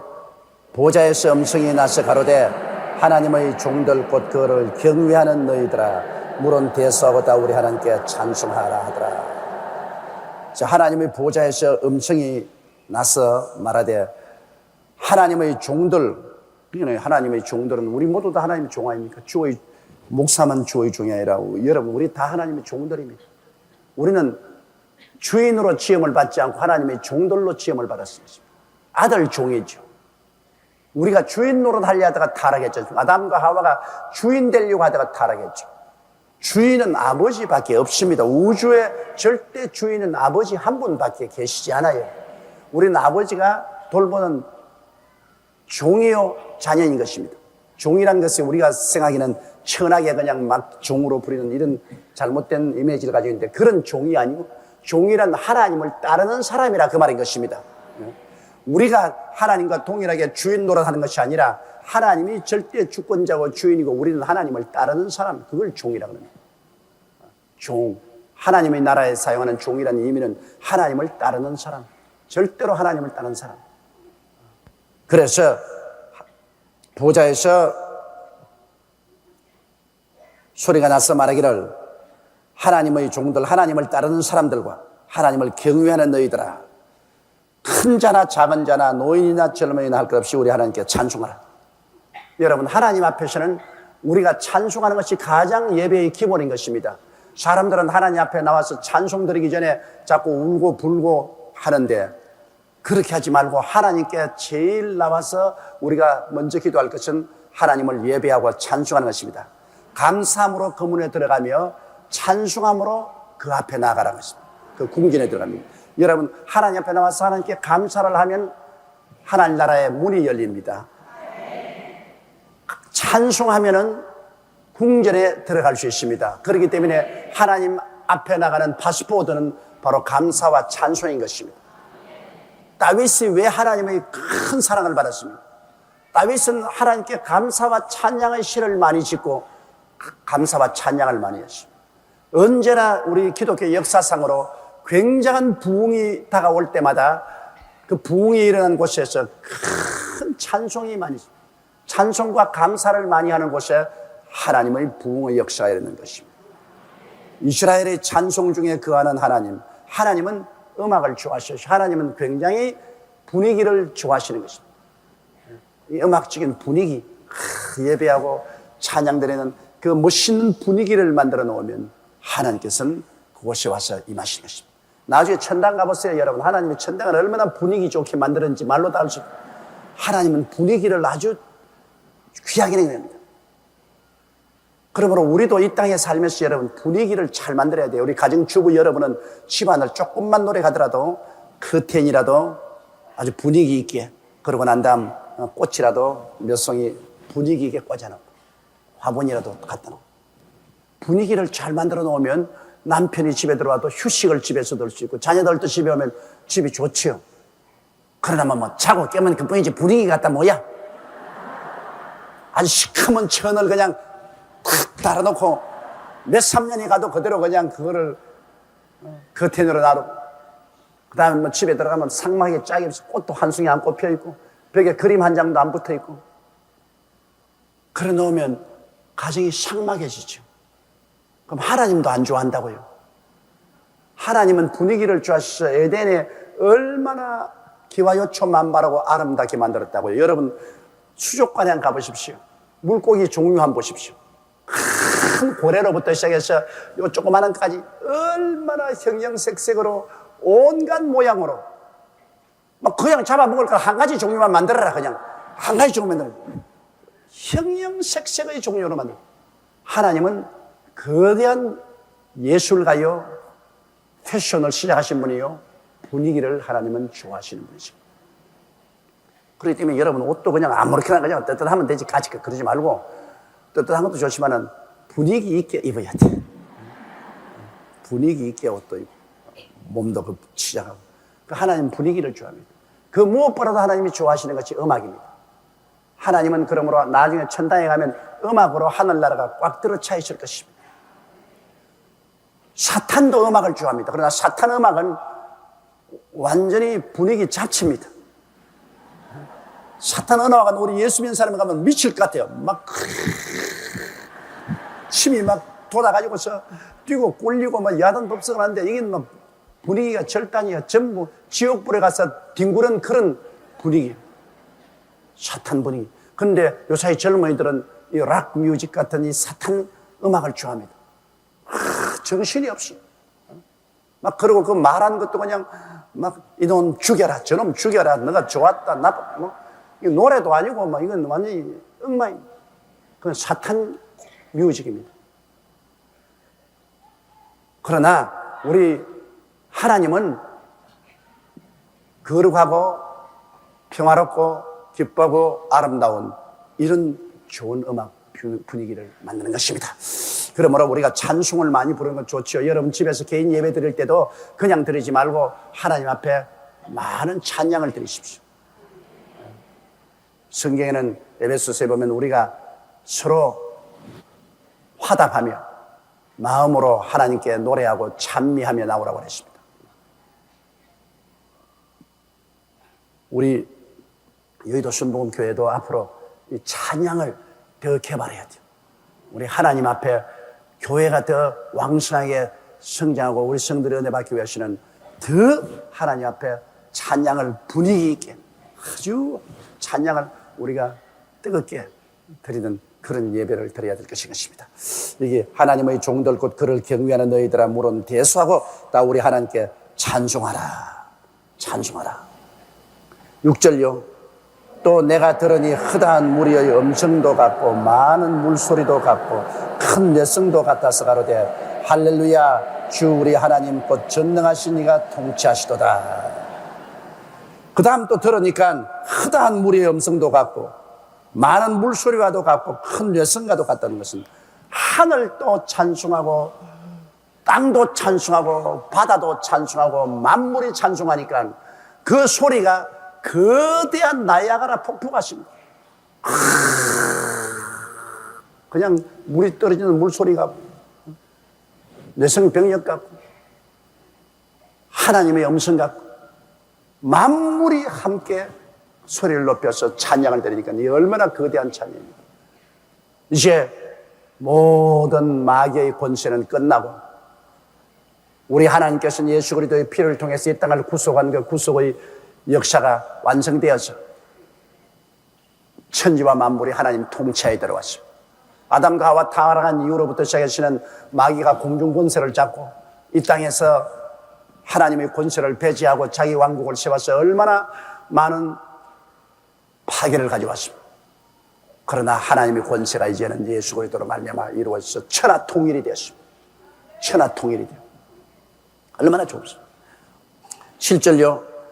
우리가 즐거워하고 크게 기뻐하여 그에게 영광을 돌리세 어린 양의 혼인 기약이 이르렀고 그 아내가 예비하였으니. 자, 우리가 모두 다 즐거워하고 크게 기뻐하고 영광을 돌려야 됩니다. 왜? 어린 양의 혼인 기한이 다가왔습니다. 어린 양의 혼인한 신부는 교회 아닙니까? 여러분, 교회가 예수 그리스도의 아내로서 그리스도와 혼인을 하는데 7년 환난 7년 동안 기다렸습니다. 7년 동안 이 세상을 정비하고 예수 믿는 사람들은 하늘로 공중에 올라가서 공중에서 7년 동안 그들은 상급 심판을 받고 그리고 혼인 준비를 합니다. 그리스도를 모시고 혼인할 준비를 하는데 7년의 기간이 걸렸습니다. 그러니까 얼마나 멋있게 단장하기에 여러분 7년이 걸려요. 원래 신부들은 다 이쁘지 않아요. 결혼 주례를 하면 제가 언제나 많은 신부들을 보게 되는데 신부들은 다 이쁘게 단장을 해요. 아주 자기 일생에 최고의 힘을 들여가지고서 단장을 하기 때문에 아주 신부들이 굉장히 다 이쁘요 보면. 그런데 우리가 이 신부 단장을 하는데 무려 근 7년이 걸리니 하나님께서 우리를 얼마나 아름답게 하겠습니까? 신부는 아름다움이 그 대상인데 예수 그리스도의 신부가 되었으니 우리는 천국의 모든 천사들이 다 흠모할 만큼 아름답게 단장을 하게 되는 것입니다. 모든 천군 천사들이 다 보고 입을 딱 벌릴 정도로 아름답게 단장을 하고 나오게 된다. 예수님이 우리의 형제요, 우리의 신랑이요. 얼마나 좋습니까? 그냥 신랑이 아닙니다. 우리는 그리스도 안에서 피조물에 대한, 그리스도는 우리를 낳으신 아버지도 되고 우리의 형님도 되고 그리고 우리의 신랑도 되고, 그래서 끊을래야 끊을 수 없는 정으로서 묶여져 있는 것입니다. 헤어질 수 없죠. 그런 큰 사랑과 은혜로서 그리스도와 우리는 하나가 되고 그리스도와 함께 우주를 상속으로 받아 영원히 사는 그런 역사가 일어나게 되는 것이기 때문에 얼마나 즐거워하고 크게 기뻐하지 아니할 수 없는, 우리가 즐거워하고 크게 기뻐하여 그의 영광을 돌리시 어린 양의 혼인 기약이 이르렀고 그 아내가 예비되었다. 아내는 교회가 이미 7년 환란 전에 공중에 들어가서 예비되었습니다. 다 연지 찍고 곤지 찍고 전부 다 잔치할 준비가 다 되었습니다. 8절이요. 그에게 허락하사 빛나고 깨끗한 세마포를 입게 하셨은즉 이 세마포는 성도들의 옳은 행실이로다. 자, 성도들이 그리스도의 혼인잔치에 들어갈 때 아주 빛난 세마포 옷을 입었다 그러는데 이것은 성도들의 옳은 행실이라. 성도들이 예수 믿고 하나님 은혜로 그리스도의 의로움을 입었습니다. 그리스도의 의로움을 입고 그 다음에 주님을 섬긴 그 결과로 하나님께서 우리에게 이 세마포를 아주 주님께서 만드신 놀라운 의로운 옷을 입혀주는데 우리가 그 옷에다가 영광이 달라집니다. 면류관이 따라서 우리 그 광채가 달라지는데요. 생명의 면류관, 주를 위해서 순교한 사람들은 생명의 면류관을 쓰니까 생명의 면류관이 그 옷에 반영되어서 그 색깔이 아주 찬란하고 영광스럽죠. 또 주의 종들, 하나님의 말씀을 열심히 전가한 사람들, 말씀을 전한 사람은 영광의 면류관을 받습니다. 영광의 면류관. 그러므로 여러분, 아유 뭐 나 지역장 안 할래, 내 구역장 안 할래 그런데 그렇게 쉽게 그 말을 해서 안 돼요. 여러분이 다 지역장, 구역장으로서 주의 말씀을 전가하고 양무리를 돌본 사람들은 영광의 면류관을 받게 되는 것입니다. 큰 면류관, 적은 면류관 다르겠지만은 그러나 영광의 면류관을 받게 되니 얼마나 좋습니까? 그런데 그 면류관 자리를 안 하겠다고 던져버리고 나홀로 구역장이 되어서 면류관 자격도 잃어버리는 그러한 일을 하면 어떻게 해요? 우리가 지역장, 구역장이 된 것은 양무리를 돌보라고 주신 하나님의 귀한 직책입니다. 아무나 주는 것 아니죠. 하나님이 주신 직책이니 이 직책을 받아서 내가 성실하고 충성스럽게 하나님을 섬기면 영광의 면류관을 받게 됩니다. 그 다음에 의의 면류관이 있습니다. 이 땅에 살면서 의롭게 사는 사람, 죄와 타협하지 않고 정의롭게 사는 사람, 그래서 의롭게 살다가 핍박도 많이 받고 고통도 많이 입은 사람, 그러나 정의롭게 한 사람은 의의 면류관을 받아요. 또 의의 면류관을 쓰면 그것이 또 얼마나 그 세마포 옷의 영광을 비추지 않습니까? 세마포 옷은 예수 그리스도께서 십자가에 못 박여 몸짓고 피 흘려서 값없이 주신 의의 옷입니다. 성도의 의로운 행실은 바로 예수 믿음으로 의롭다함을 얻기 때문에 예수를 믿음으로 예수님이 주신 의의 옷입니다. 그 의로운 세마포가 없이는 우리는 주님 앞에 설 수도 없죠. 그러나 면류관은, 거기에 쓴 면류관은 우리가 이 땅에서 어떻게 주를 섬겼는가에 따라서 그 면류관이 달라지죠. 생명의 면류관, 의의 면류관, 영광의 면류관, 시들지 않은 면류관. 바울 선생께서 말하기를 하늘에 보면 해가 있고 달이 있고 별들이 있는데 다 하늘에 있어요. 그러나 해의 영광이 다르고 달의 영광이 다르고 별과 별의 영광이 다른 것처럼 부활한 사람도 다 그럴 것이라 그렇게 말했습니다.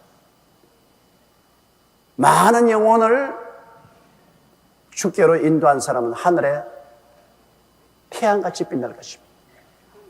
그러므로 여러분, 우리가 하늘에 올라갈 때 우리 영광이 해와 같이 빛날 사람들, 그 얼굴이 광채가요. 그 다음에는 달과 같이 빛날 사람도 있고, 별처럼 빛날 사람도 있고,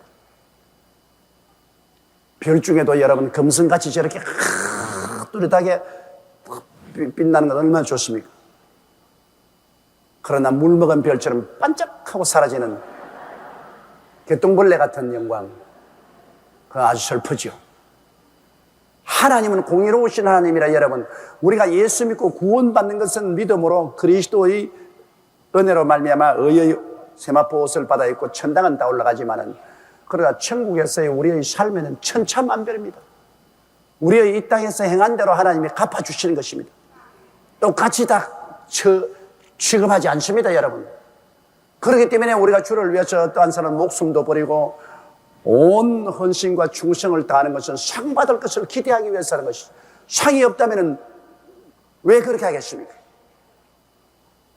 이러므로 주님 오실 날이 가까운 이때 여러분께서 예수를 믿되 그냥 믿지 말고 상 받을 것을 생각하고 믿으라는 것입니다. 예수 믿고 일하되 여러분 주님께 상 받을 생각을 하고 물질 들이고 시간 들이고 몸 들이고 노력 들여서 주를 섬겨요.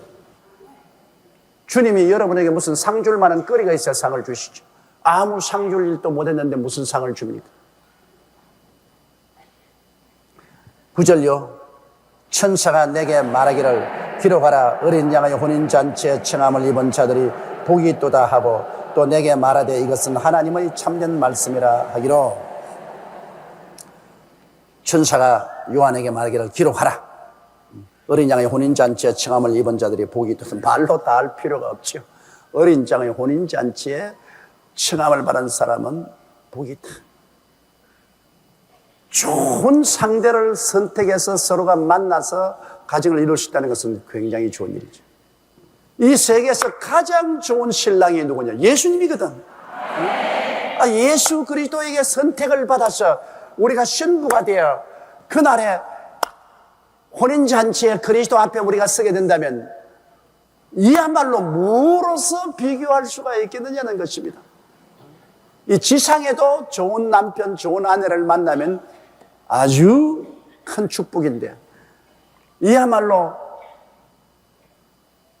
우리가 말로 형용할 수 없는 아름다우신 우리 신랑 예수님, 그 예수님의 신부로서 초청을 받았다는 것은 이거 정말로 기가 막힌 일입니다. 말로 설명을 못해요. 너무 흥분되기 때문에 말로 설명을, 너무나 기쁘고 너무나 좋은 것이죠.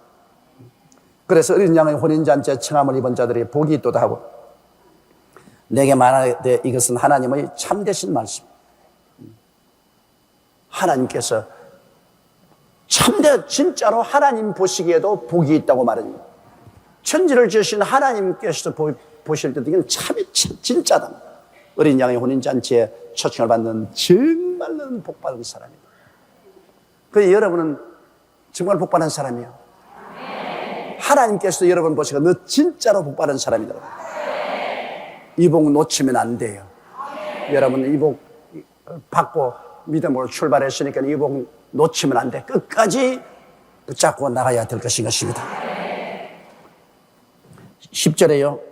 내가 그 발 앞에 엎드려 경배하리 하니 그가 나더러 말하기를 나는 너와 및 예수의 증거를 받은 내 형제들과 같이 된 종이니 삼가 그리하지 말고 오직 하나님께 경배하라. 예수의 증거는 대언의 영이라 하더라. 요한이 얼마나 감동을 했던지 너무 흥분해가지고서 그만 천사 앞에 저를 넙적했습니다. 자기에게 말을 하는 천사에게 저를 넙적하니까 그가 말하기를 나는 너와 및 예수의 증거를 받은 내 형제들과 같이 된 종이다. 천사로 우리는 엎드려 절하는 것은 하나님 아버지와 예수님께만 해야 되는 것입니다.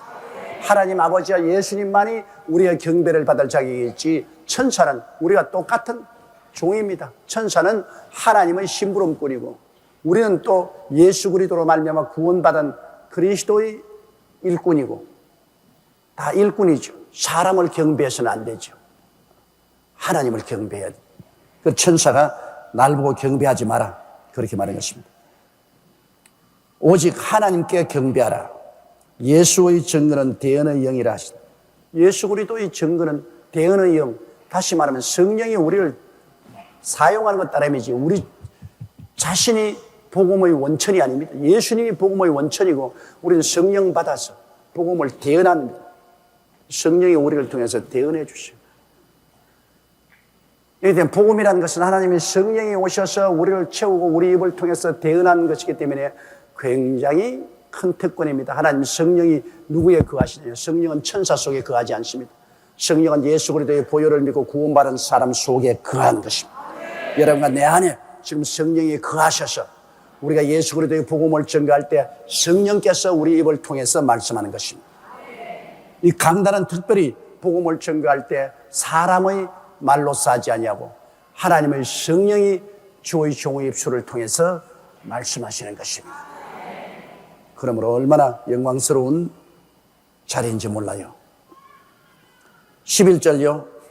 또 내가 하늘이 열린 것을 보니 보라 백마와 탄자가 있으니 그 이름은 충신과 진실이라. 그가 공의로 심판하며 싸우더라. 자, 하늘문이 처음에 우리가 요한계시록 5장에 보면 이리로 올라오라. 하늘에 열린 문을 보았죠. 성도들이 올라갈 때 하늘문이 열렸죠. 이제 주님께서 성도들을 혼인잔치하고 성도들을 데리고 이 땅에 지상 강림할 때 또다시 하늘문이 열립니다. 여기에 하늘문이 열린 것을 보니 백마와 탄자가 있다. 이분 바로 예수님인 것입니다. 백마와 탄자가 있으니 그 이름은 충신과 진실이라. 예수님은 하나님 아버지의 뜻을 받들기 위해서 당신의 목숨을 버린 충신입니다. 하나님 아버지에 대해서 절대 충성한 충신이요. 그 다음 진실이야. 그리스도는 거짓이 없으신 진리이십니다. 그러므로 그리스도는 이름은 충신이요. 바로 진실이야. 그가 공의로 심판하며 싸우더라. 주님은 오셔서 마귀와 싸우시고 주님께서는 사람들은 공의로 심판하십니다. 주님께서 뇌물을 받고 심판을 그르치는 일이 없습니다. 정확하게 모든 것을 하시는 주님께서는 올바른 공의로운 심판을 하시는 것입니다. 12절요. 그 눈이 불꽃 같고 그 머리에 많은 면류관이 있고 또 이름 쓴 것이 하나가 있으니 자기 밖에는 아는 자가 없고. 그 눈이 불꽃 같다. 그건 요한계시록에 나오는 모습들입니다. 불꽃 같다. 모든 어두움을 다 밝혀버리는 불꽃입니다. 그 앞에 아무것도 감출 수가 없습니다. 그리스도의 눈은 불꽃 같은 눈으로 우리의 모든 것을 다 아시는 불꽃 같은 눈을 가지고 계십니다. 그리고 불꽃 같은 그 눈은 심판의 눈인 것입니다. 여러분, 불 앞에 아무것도 못 감추잖아요. 모든 것이 드러나고 모든 것이 주님 앞에 공의로운 심판을 받게 됩니다. 주님의 얼굴은 불꽃이, 그 눈이 불꽃 같고 그 머리에 많은 면류관을 썼습니다. 주님은 하나의 면류관을 쓴 것이 아닙니다. 많은 면류관을 썼으니 만왕의 왕이요 만주의 주가 된 것입니다. 요한계시록 6장에 보면은 거기도 역시 흰말을 탄 사람이 면류관 하나를 쓰고 활을 가지고 나가는 모습입니다. 그것을 갖다가 잘못 해석하면 주님이라고 하는데 주님은 면류관 하나를 가지고 있지 않습니다. 주님은 많은 면류관을 썼는데 요한계시록 6장에 보면 즉 그리스도가 예수 그리스도를 흉내내어서 고라파 통일을 하고 세계를 순하게 했는데 면류관 하나를 썼습니다. 쓰고 그는 백마를 타고 나왔는데 이건 즉 그리스도가 그리스도의 모습을 흉내내는 것입니다. 예수님은 로얄 다이아뎀, 많은 면류관을 쓰고 있습니다. 만왕의 왕이요 만주의 주. 그래서 그 눈이 불꽃 같고 그 머리에 많은 면류관이 있고 또 이름 쓴 것이 하나가 있으니 자기밖에 아는 자가 없고. 이름 쓴 것 하나 있는데 주님밖에 모르고 요한도 계시 안 됐으니 그 이름은 우리가 뭔지 모르겠습니다. 우리가 천당에 올라가면 알게 되겠죠. 13절요. 또 그가 피 뿌린 옷을 입었는데 그 이름은 하나님의 말씀이라 칭하더라. 피 뿌린 옷을 입었다. 주님은 피로 젖은 우리의 구주이십니다.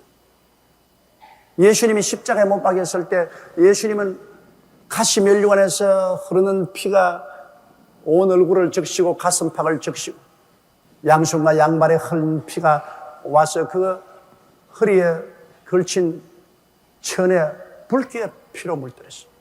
그 피가 없이는 하나님과 우리와의 아무 관계도 없어요. 그 피가 마음속에 큰 증거됩니다. 여러분과 내가 하나님의 자녀가 된 증거가 바로 그 보혈인 것입니다. 그 피가 마음속에 큰 증거됩니다. 할렐루야. 또 그가 피 뿌린 옷을 입었는데 그 이름은 하나님의 말씀이라. 예수님은 말씀이죠. 태초에 말씀이 계시니라. 14절요. 하늘에 있는 군대들이 희고 깨끗한 세마포를 입고 백마를 타고 그를 따르더라. 자, 여기에 이제 예수님이 백마를 타고 나선데 뒤에 하늘에 있는 수많은 군대가 희고 깨끗한 세마포를 입고 백마를 타고 그를 따르더라. 이 군대가 누구냐? 예수님의 신부들입니다. 7년 혼인잔치가 끝나고 난 다음에 그리스도가 지상에 오실 때 그리스도를 따라서 백마를 타고 흰 세마포를 입고 이젠 그리스도의 군사로서 우리가 내려오게 되는 것입니다. 신랑 따라 신부들이 같이 내려옵니다. 15절요. 그 입에서 이한 검이 나오니 그것으로 만국을 치시겠고 친히 저희를 철창으로 다스리며 또 친히 하나님 곧 전능하신 여의 맹렬한 진노의 포도주를 밟겠고. 우리 주님께서 오셔서 이제 주님을 대적하는 적그리스도와 싸우는 것입니다. 그때 바로 아마겟돈에서 지구 마지막 전쟁이 일어나는 것입니다. 16절요. 그 옷과 그 다리에 이름 쓴 것이시니 만왕의 왕이요 만주의 주라시다. 할렐루야. 우리 예수님 만왕의 왕, 만주의 주, 많은 면류관을 쓰신 그분, 하나님의 말씀이요 그 피 묻은 옷을 입고 주님께서 오셔서 대승리를 가져오시는 것입니다. 얼마나 좋은 피날레입니까?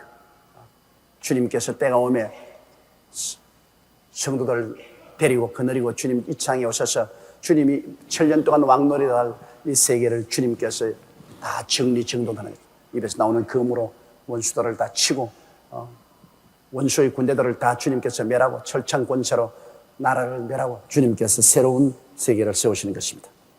17절요. 또 내가 보니 한 천사가 해에 써서 공중에 나는 모든 새를 향하여 큰 음성으로 외쳐 가로되 와서 하나님이 큰 잔치에 모여. 하나님이 큰 잔치, 이제는 인류 마지막 전쟁이죠. 아마겟돈에서는 인류 마지막 전쟁에 새들이 다 와서 고기를 먹으라. 상징적인 의미인 것입니다. 어마어마한 살육이 이루어지. 서양 군대와 동양 군대가 합쳐서 서로 싸워서 어마어마한 살육이 벌어진 데다가 또 주님이 오셔서 그걸 다 멸하시니까요. 18절요. 왕들의 고기와 장군들의 고기와 장사들의 고기와 말들과 그 탄자들의 고기와 자유한 자들이나 종들이나 물은 대수하고 모든 자의 고기를 먹으라.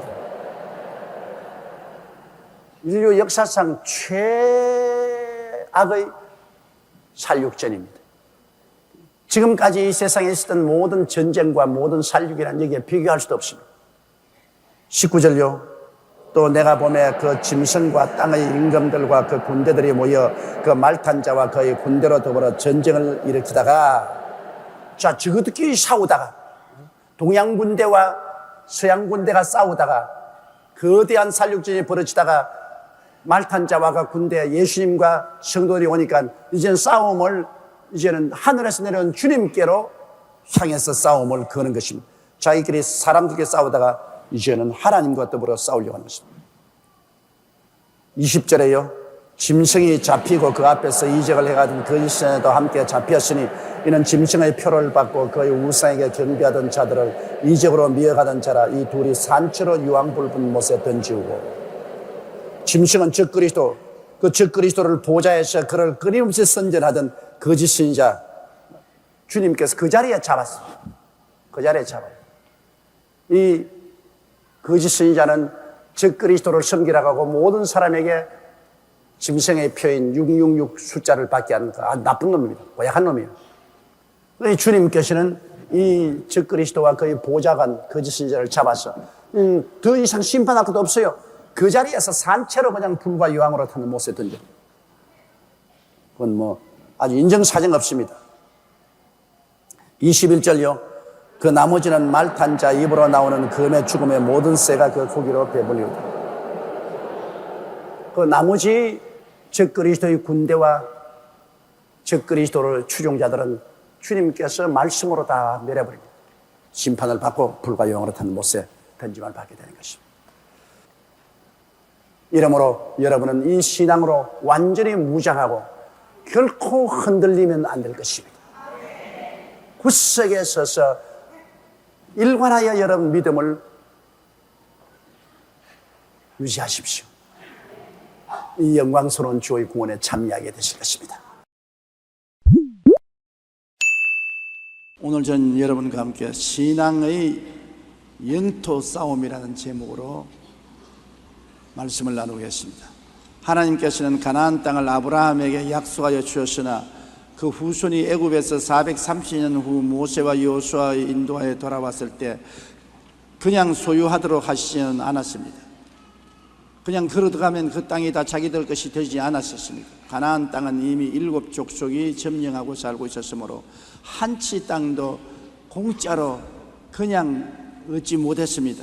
싸워서 빼앗아야만 했습니다. 한 발자국도 싸움 없이 진격하지 못했습니다.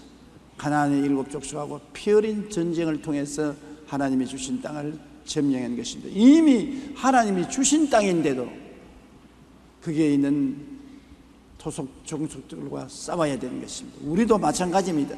하나님께서 예수님의 대속을 통하여 10,000가지 은혜를 주셨으나 우리는 원수 마귀와 싸워서 점령해야 되는 것입니다. 마귀가 점령을 하고 안 물러가려고 발부둥을 칩니다. 이미 예수 그리스도의 십자가로 승리하고 우리에게 주시는 은혜지만 기도와 믿음으로 싸워야 우리가 이겨나가서 승리할 수가 있는 것입니다. 세계적으로 이름을 날린 사람들의 공통점은 끝없는 노력을 했다는 것입니다. 작곡가 스트라스빈스키는 오랜 세월 동안 하루에 적어도 10시간씩 음악을 연구했다는 것입니다. 황무지로 유명한 시인 T.S. 엘리어트는 역시 하루에 12시간에서 15시간 정도 글 쓰는 일에 투자했습니다. 피카소는 자신이 그림 그리는 작업에 대해서 나는 늘 새로운 것을 발견하기를 좋아한다라고 말하며 끊임없이 새로운 것을 창조하는 데 최선을 다했습니다. 영국 사람들은 최선을 다하라 그리고 하나님의 축복을 기다리라는 말씀을 삶의 지침으로 삼고 있습니다. 제임스 데니는 하나님 나라는 마음씨 좋은 호인들의 것이 아니라 필사적으로 투쟁하는 자들의 것이라고 말했었습니다. 하나님은 예수 그리스도의 대속을 통해서 10,000가지 은혜를 주셨지만 우리는 원수 마귀와 싸워서 점령해야 합니다. 성경은 천국은 침노하는 자가 빼앗는다고 말한 것입니다. 가만히 있는 자에게 천국을 준다고 말하지 않으셨습니다.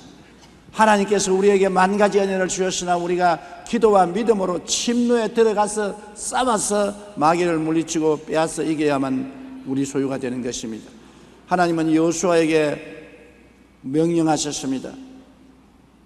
땅의 영역을 분명히 알고 들어가라는 것입니다. 목표가 없이 막연하게 동분서주하면은 성령의 도움을 받을 수가 없는 것입니다. 싸움을 싸우되 목표를 분명히 알고 내 영역을 알고 싸워야 되는 것입니다. 여호수아기 1장 4절에 곧 광야와 이 레바논에서부터 큰 강 곧 유브라데 강까지 해쪽 소유 온 땅과 또 해지는 쪽 대해까지 너희 영토가 되리라. 분명히 이스라엘의 영토가 어디에서 어디까지라는 것을 알고 들어가라는 것입니다. 그리고 승리의 능력은 하나님께 있으므로 하나님이 함께 계신 이상 패배하지 않으니까 늘 하나님을 바라보라는 것입니다. 우리가 우리 자신을 바라보면 연약할 때가 많습니다. 나는 학력도 없고 능력도 없고 인물도 잘나지 못하고 돈도 없고 부족한 건 많지요. 내가 나를 살펴보면 낙심할 수밖에 없습니다. 그러나 나와 같이 계신 하나님을 바라보면 위대한 능력을 가질 수가 있는 것입니다. 여호수아기 1장 5절에 내 평생에 너를 능히 대적할 자가 없으리니 내가 모세와 함께 있었던 것 같이 너와 함께 있을 것임이라. 내가 너를 떠나지 아니하며 버리지 아니하리라. 다시 말하면 여호수아를 보고 너 자신을 바라보지 말라. 항상 너와 같이 계신 하나님을 묵상하고 하나님을 바라보고 하나님 능력에 의지하라. 하나님은 너를 버리지 않고 떠나지 않고 함께 계신다고 말씀하신 것입니다. 우리 스스로의 힘을 의지하면 우리는 한계점에 도달하지만 하나님께 의지하면 무한대로 우리는 승리로 나아갈 수가 있는 것입니다. 그리고 여호수아에게 말씀하기를 단호한 결단을 내려서 강하고 담대하라. 단호하게 강하고 담대하라. 두려워하지 말고 놀라지 말라는 것입니다. 두려워하고 놀라면 자꾸 도망칠 뒷자리를 바라보는 것입니다. 단호한 결단을 하고 앞을 향해서 전진해 나가야만 되는 것입니다. 여호수아기 1장 6절에 강하고 담대하라. 너는 내가 그들의 조상에게 맹세하여 그들에게 주리라 한 땅을 이 백성에게 차지하게 하리라.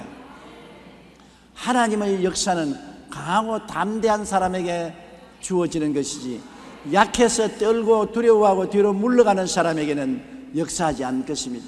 저는 50여 년 동안 사역을 하면서 하나님 앞에서 언제나 강하고 담대하고 용감했을 때 하나님이 가장 크게 역사해 주셨지, 두려워하고 놀라고 무서워해서 머뭇거리고 주저하고 뒤로 물러갈 때는 하나님이 역사하지 아니한 것을 경험했습니다. 그렇기 때문에 우리 하나님이 여러분 약속을 주시면 마음을 강하고 담대하고 배짱 있게 밀고 나가야 하나님이 축복해 주시는 것입니다.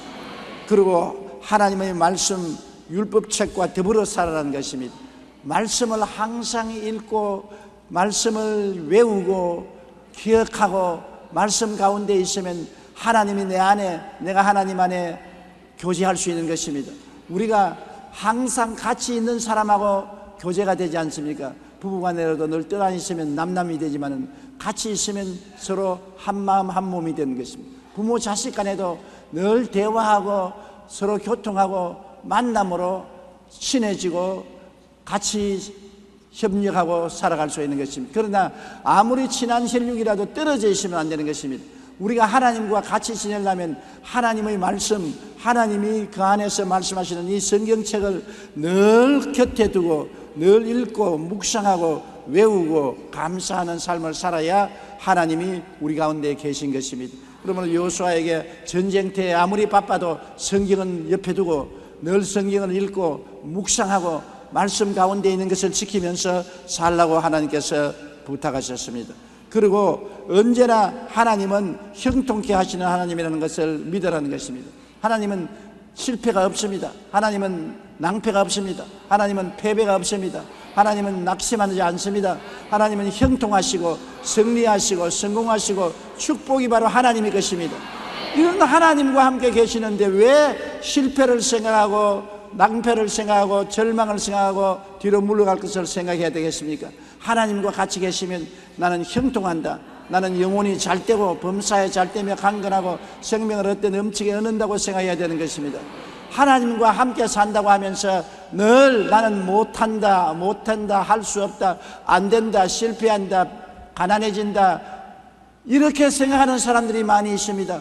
도대체 하나님을 어떻게 믿고 그렇게 말하는지 모르겠습니다.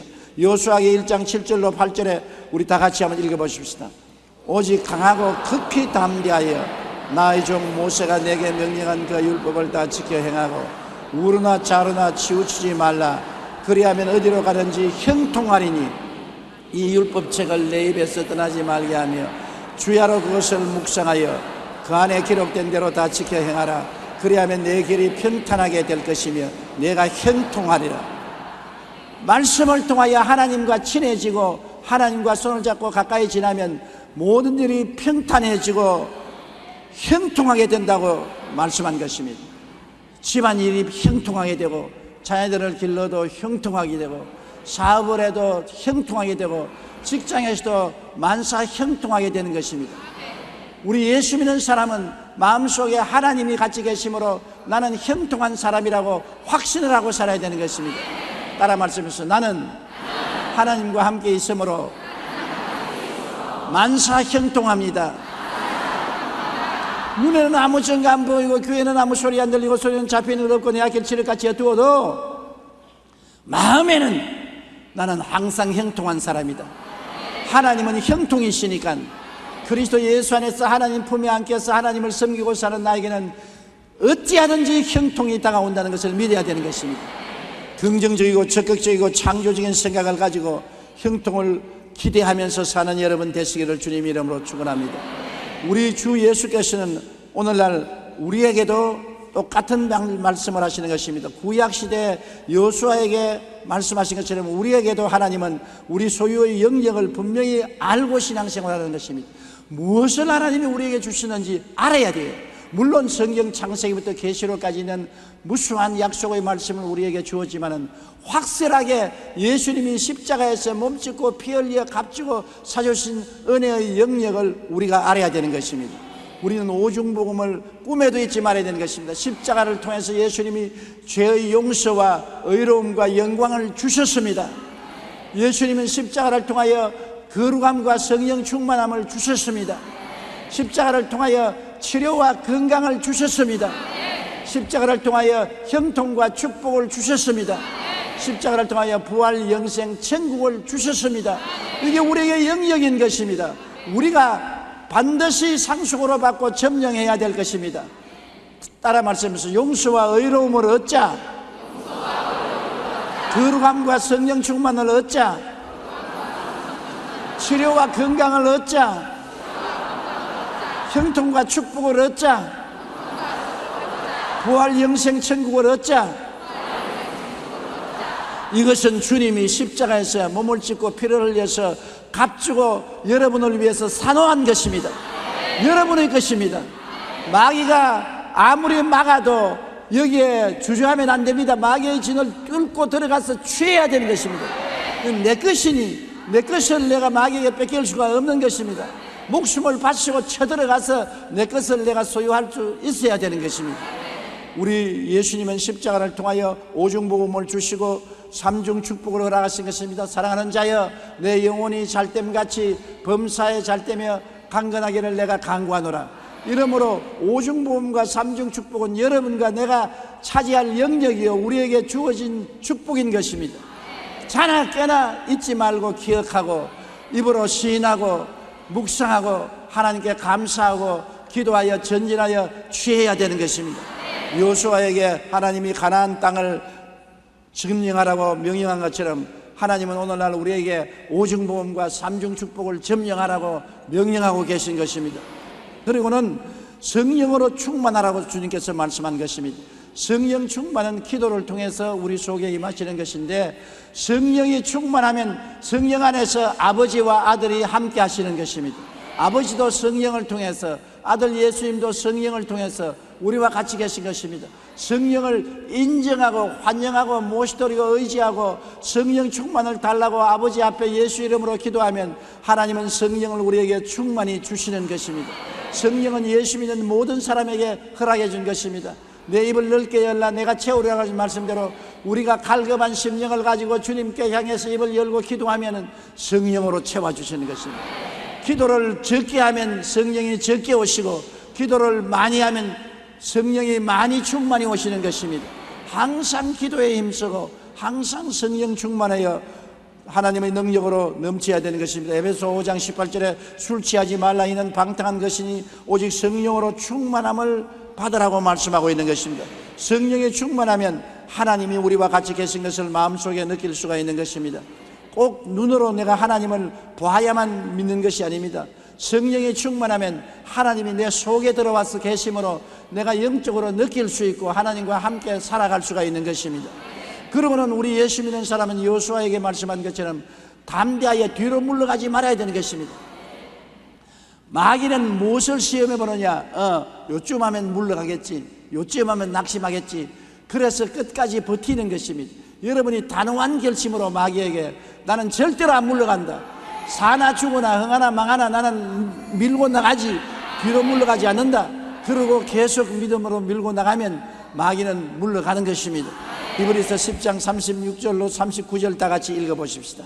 너희에게 인내가 필요함은 너희가 하나님의 뜻을 행한 후에 약속하신 것을 받기 위함이라. 잠시 잠깐 오면 오시리가 오시리니 지체하지 아니하리라. 나의 의인은 믿음으로 말미암아 살리라. 또한 뒤로 물러가면 내 마음이 그를 기뻐하지 아니하리라 하였느니라. 우리는 뒤로 물러가 멸망할 자가 아니요 오직 영혼을 구원함에 이르는 믿음을 가진 자니라. 보십시오. 뒤로 물러가면 하나님이 기뻐하지 아니한다고 말하는 것입니다. 마귀는 뒤로 물러갈 때까지 저항을 하는 것입니다. 참지 못하고 물러갈 것이라고 정하는 것입니다. 우리 신앙의 힘은 어디에 있느냐? 참고 견디는 데 있는 것입니다. 아브라함은 아들을 얻기 위해서 25년간 참았습니다. 야곱은 20년 동안 하나님의 축복을 기다렸던 것입니다. 요셉은 13년 동안 하나님의 약속을 기다린 것입니다. 모세는 40년 동안 하나님의 약속을 기다린 것입니다. 그러고 난 다음에 하나님의 약속을 풍성히 받은 것입니다. 여러분, 다니엘은 20하루 동안 기다리면서 기도한 것입니다. 이러므로 우리가 믿음을 믿는다는 것은 얼마나 인내하는가가 거기에 달린 것입니다. 참지 못하면 믿음이 아닙니다. 믿음은 건질기게 참고 기도해야 믿음이 되는 것입니다. 그러므로 뒤로 물러가지 말고 참고 기도해야 우리가 승리할 수 있는 것입니다. 그리고 항상 말씀과 같이 하라는 것입니다. 말씀은 여러분에게 믿음을 주는 것입니다. 로마서 10장 11절에 믿음은 들음에서 나며 들음은 그리스도의 말씀으로 말미암느니라. 시편 119편 105절에 주의 말씀은 내 발의 등이요 내 길의 빛이 됨이라. 우리가 하나님 말씀과 같이 하면 말씀 속에 아버지가 계시고 예수님이 계시고 성령이 계신 것입니다. 우리가 기도와 말씀을 계속하면 하나님께서 같이 계심으로 두려워하고 놀라지 않고 담대하고 강한 믿음을 가지고 나갈 수가 있는 것입니다. 그러므로 항상 말씀과 같이 해야 되는 것입니다. 윌리엄 4세가 세상을 떠나고 다음날 궁중에 있던 처녀가 왕으로 간택함을 받았습니다. 그 처녀가 영국의 빅토리아 여왕이었습니다. 그녀는 64년 동안 왕위에 있었고 영국은 번영은 바로 빅토리아 여왕 시대에 이루어진 것입니다. 영국이 세계적인 나라가 되고 해가 안 지는 나라가 되었다는 것은 빅토리아 여왕 시대에 그렇게 된 것입니다. 어떻게 연약한 처녀가 왕위를 계승하고 난 다음에 이렇게 위대한 왕이 될 수 있는 것입니까? 인류 역사상 빅토리아 여왕만큼 위대한 왕도 드물 것입니다. 그녀는 자신이 왕이 되었다는 소식을 듣자마자 즉시 무릎을 꿇고 성경을 폈습니다. 그리고 이후 성경은 잠시도 그녀의 품에서 떠나지 않았었습니다. 빅토리아 여왕은 늘 이렇게 기도했습니다. 주님, 늘 하나님의 말씀대로 정치를 하게 해 주옵소서. 그리고 모든 것을 말씀 안에서 찾아 해결하며 기도로서 정치를 했습니다. 인도의 왕자 한 사람이 여왕께 정치를 잘하는 비결이 무엇인지 물었습니다. 그러자 여왕은 바로 이것입니다 하며 성경을 펼쳐 보였던 것입니다. 성공적인 삶과 신앙생활에서 승리하기 위해서는 우리는 늘 말씀과 같이 해야 되는 것입니다. 대영 제국이라는 나라를 움직이는 빅토리아 여왕도 성경을 무릎에서 떠나지 않고 성경을 읽고 묵상했습니다. 성경에서 가르치는 말씀을 통해서 나라를 다스리니 역사상 최대의 대국을 만드는 것입니다. 우리의 삶에 수없이 문제가 다가오지만은 그 문제에 대한 해답이 모두 다 성경에 기록되어 있는 것입니다. 우리가 성경을 사랑하고 늘 성경을 묵상하고 있으면 성경에서 지혜도 오고 총명도 오고 모략도 오고 재능도 오고 지식도 오고 해결 방책이 다가오는 것입니다. 그러므로 여러분, 우리가 보배 중에 보배로 생각할 것은 성경입니다. 성경이 있는 개인은 망하지 않습니다. 성경이 있는 나라는 망하지 않는 것입니다. 성경이 있는 사람은 승리합니다. 형통합니다. 패배하지 않습니다. 오늘날 하나님께서 우리에게 성경을 주신 것을 감사하게 생각해야 되는 것입니다. 그리고 좋으신 하나님에 대한 꿈을 간직해야 되는 것입니다. 하나님은 좋은 하나님이다. 하나님은 나쁜 하나님이 아니다. 하나님은 악을 변하여 선으로 만들어 주신다. 모든 것이 합동하여 유익되게 만들어 주신다. 하나님은 좋은 것을 주신다. 좋은 하나님에 대한 생각을 마음속에 버리면 안 되는 것입니다. 저는 저희 목회를 시작할 때부터 시작해서 마음속에 하나님이 좋은 하나님인 것을 믿고 깨닫고 결심하여 하나님의 좋으심을 믿기로 작정한 것입니다. 50년을 계속해서 목회하면서 항상 좋으나 어려우나 낮이나 밤이나 답답할 때나 즐거울 때나 하나님은 좋은 하나님인 것을 믿고 감사하고 시인했습니다. 그 결과로 지금 지나고 보니 모든 것을 좋게 만들어 주신 것입니다. 좋은 하나님은 좋은 것 주시고 나쁜 아기는 나쁜 것을 주는 것입니다. 좋은 하나님이 나쁜 것 못 줍니다. 나쁜 마귀가 좋은 것 못 줍니다. 좋은 하나님을 항상 모시고 하나님은 좋다, 하나님은 좋다, 하나님은 좋다, 하나님은 좋다, 하나님은 좋다를 늘 외우는 여러분 되시기를 바랍니다. 마태복음 7장 11절에 너희가 악한 자라도 좋은 것으로 자식에게 줄 줄 알거든 하물며 하늘에 계신 너희 아버지께서 구하는 자에게 좋은 것으로 주지 않겠느냐. 우리는 좋은 사람들이 아닙니다. 우리는 악할 때가 많고 나쁠 때가 많습니다. 그래도 자식에게는 좋은 것 줄 줄 압니다. 자식이 떡을 달라 하면 돌 줄 사람 한번 손들어 보세요. 생선을 달라는데 굼틀거리는 뱀을 줄 부모가 있으면 손들어 보세요.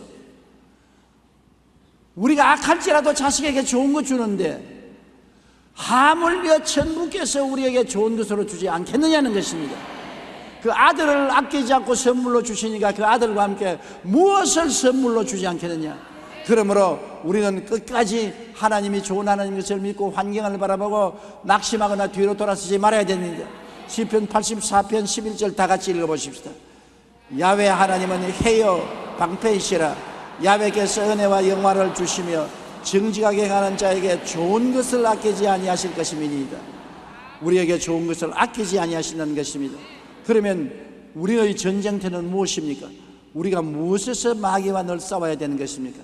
마귀는 우리의 생각에 쓰레기를 갖다 붓고 넣기를 원합니다. 마귀는 쓰레기 단지를 들고 다니면서 우리 마음속에 확 쓰레기를 부어 넣습니다. 우리의 앞마당에 쓰레기 더미를 쌓아놓으면 우리 가만히 계십니까? 우리가 싸우더라도 쓰레기 더미를 못 갖다 놓게 할 것입니다. 마귀가 우리에게 불의하고 부정하고 부패하고 더럽고 패배하고 낭패하고 실망하고 믿고 온갖 쓰레기를 우리 마음속에 갖다 붓는데 세상 사람들은 이것을 저항하지 않고 그대로 받아들입니다. 미워하는 쓰레기 들어오면 미워하고, 싫어하는 쓰레기 들어오면 싫어하고, 패배하는 쓰레기 들어오면 패배하고, 낙심하는 쓰레기 보면 낙심하고, 쓰레기 때문에 그대로 받아들이는데 우리는 마음속에 파크스콘을 세워놓고 마귀가 쓰레기 때문에 우리 마음속에 붙지 못하도록 해야 되는 것입니다. 생각에서 전쟁을 해야 되는 것입니다. 우리 생각은 항상 긍정적이고 적극적이고 창조적이고 생산적이 되야 되는 것입니다. 사랑과 희락과 화평과 오래 참음과 자비와 양성과 충성과 온유와 절제가 마음속에 있어야 되고 믿음, 소망, 사랑, 의, 평강, 희락 같은 것이 마음에 있어야지 미움, 분노, 질투, 시기, 음란, 방탕, 세속이 마음속에 쓰레기 때문에 부어넣으면 그것을 받아서 생각하면 우리는 패배하고 낭패하고 마는 것입니다. 지킬 만한 것보다 내 마음을 지켜라. 생명이 그러니 이에서 난다고 말하는 것입니다. 생각의 전쟁인 것입니다. 우리가 매일매일 세상을 살면서 사람들과 이야기를 하지 않습니까? 사람들의 입술을 통해서 우리에게 쓰레기를 붓습니다. 우리의 환경을 통해서 쓰레기를 붓습니다.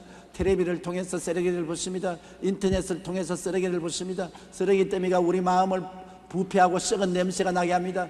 그러면 절대로 우리는 성공적인 삶을 살 수가 없는 것입니다. 우리 말씀에는 십자가를 통한 오중복음과 삼중축복의 생각이 꽉 들어차고 진리의 말씀의 생각이 마음에 꽉 들어차 있으면 영광을 얻고 승리하게 되는 것입니다. 그리고 우리는 마음속에 구체적인 꿈을 상상해야 되는 것입니다. 여러분, 모든 사람이 소망을 가지고 있지요. 그렇지요? 소망이 있는 사람 손으로 보아주십시오. 손 내려주십시오. 소망을 가진 것은 좋은데 막연한 소망은 헛된 꿈인 것입니다. 구체적인 소망을 가지면은 꿈이 되는 것입니다. 내가 구체적으로 상상해야 돼요.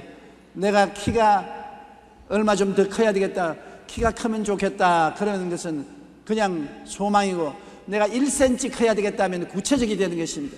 내가 집이 있었으면 좋겠다. 그렇게 하면 막연한 생각이고, 내가 50평짜리 60평짜리 한옥이나 양옥을 가져야 되겠다면 구체적인 꿈인 것입니다. 우리가 마음속에 언제나 꿈을 가지고 있었는데 마귀는 꿈을 못 가지게 낙심을 시키는 것입니다. 소망을 가지지 말고 절망을 가지고 희망을 저버리게 만들어주는 것입니다. 구체적인 소망이 꿈인데 꿈을 잃어버리고 살게 만들어주는 것입니다. 성경에는 꿈이 없는 백성은 망한다고 말하는 것입니다. 마귀는 어찌한지 꿈을 빼앗아가려고 하는 것입니다.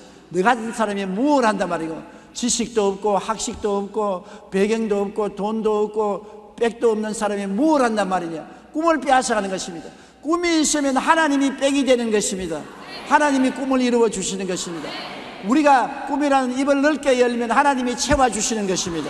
그렇기 때문에 여러분, 마귀가 꿈을 빼앗지 못하도록 싸워야 되는 것입니다.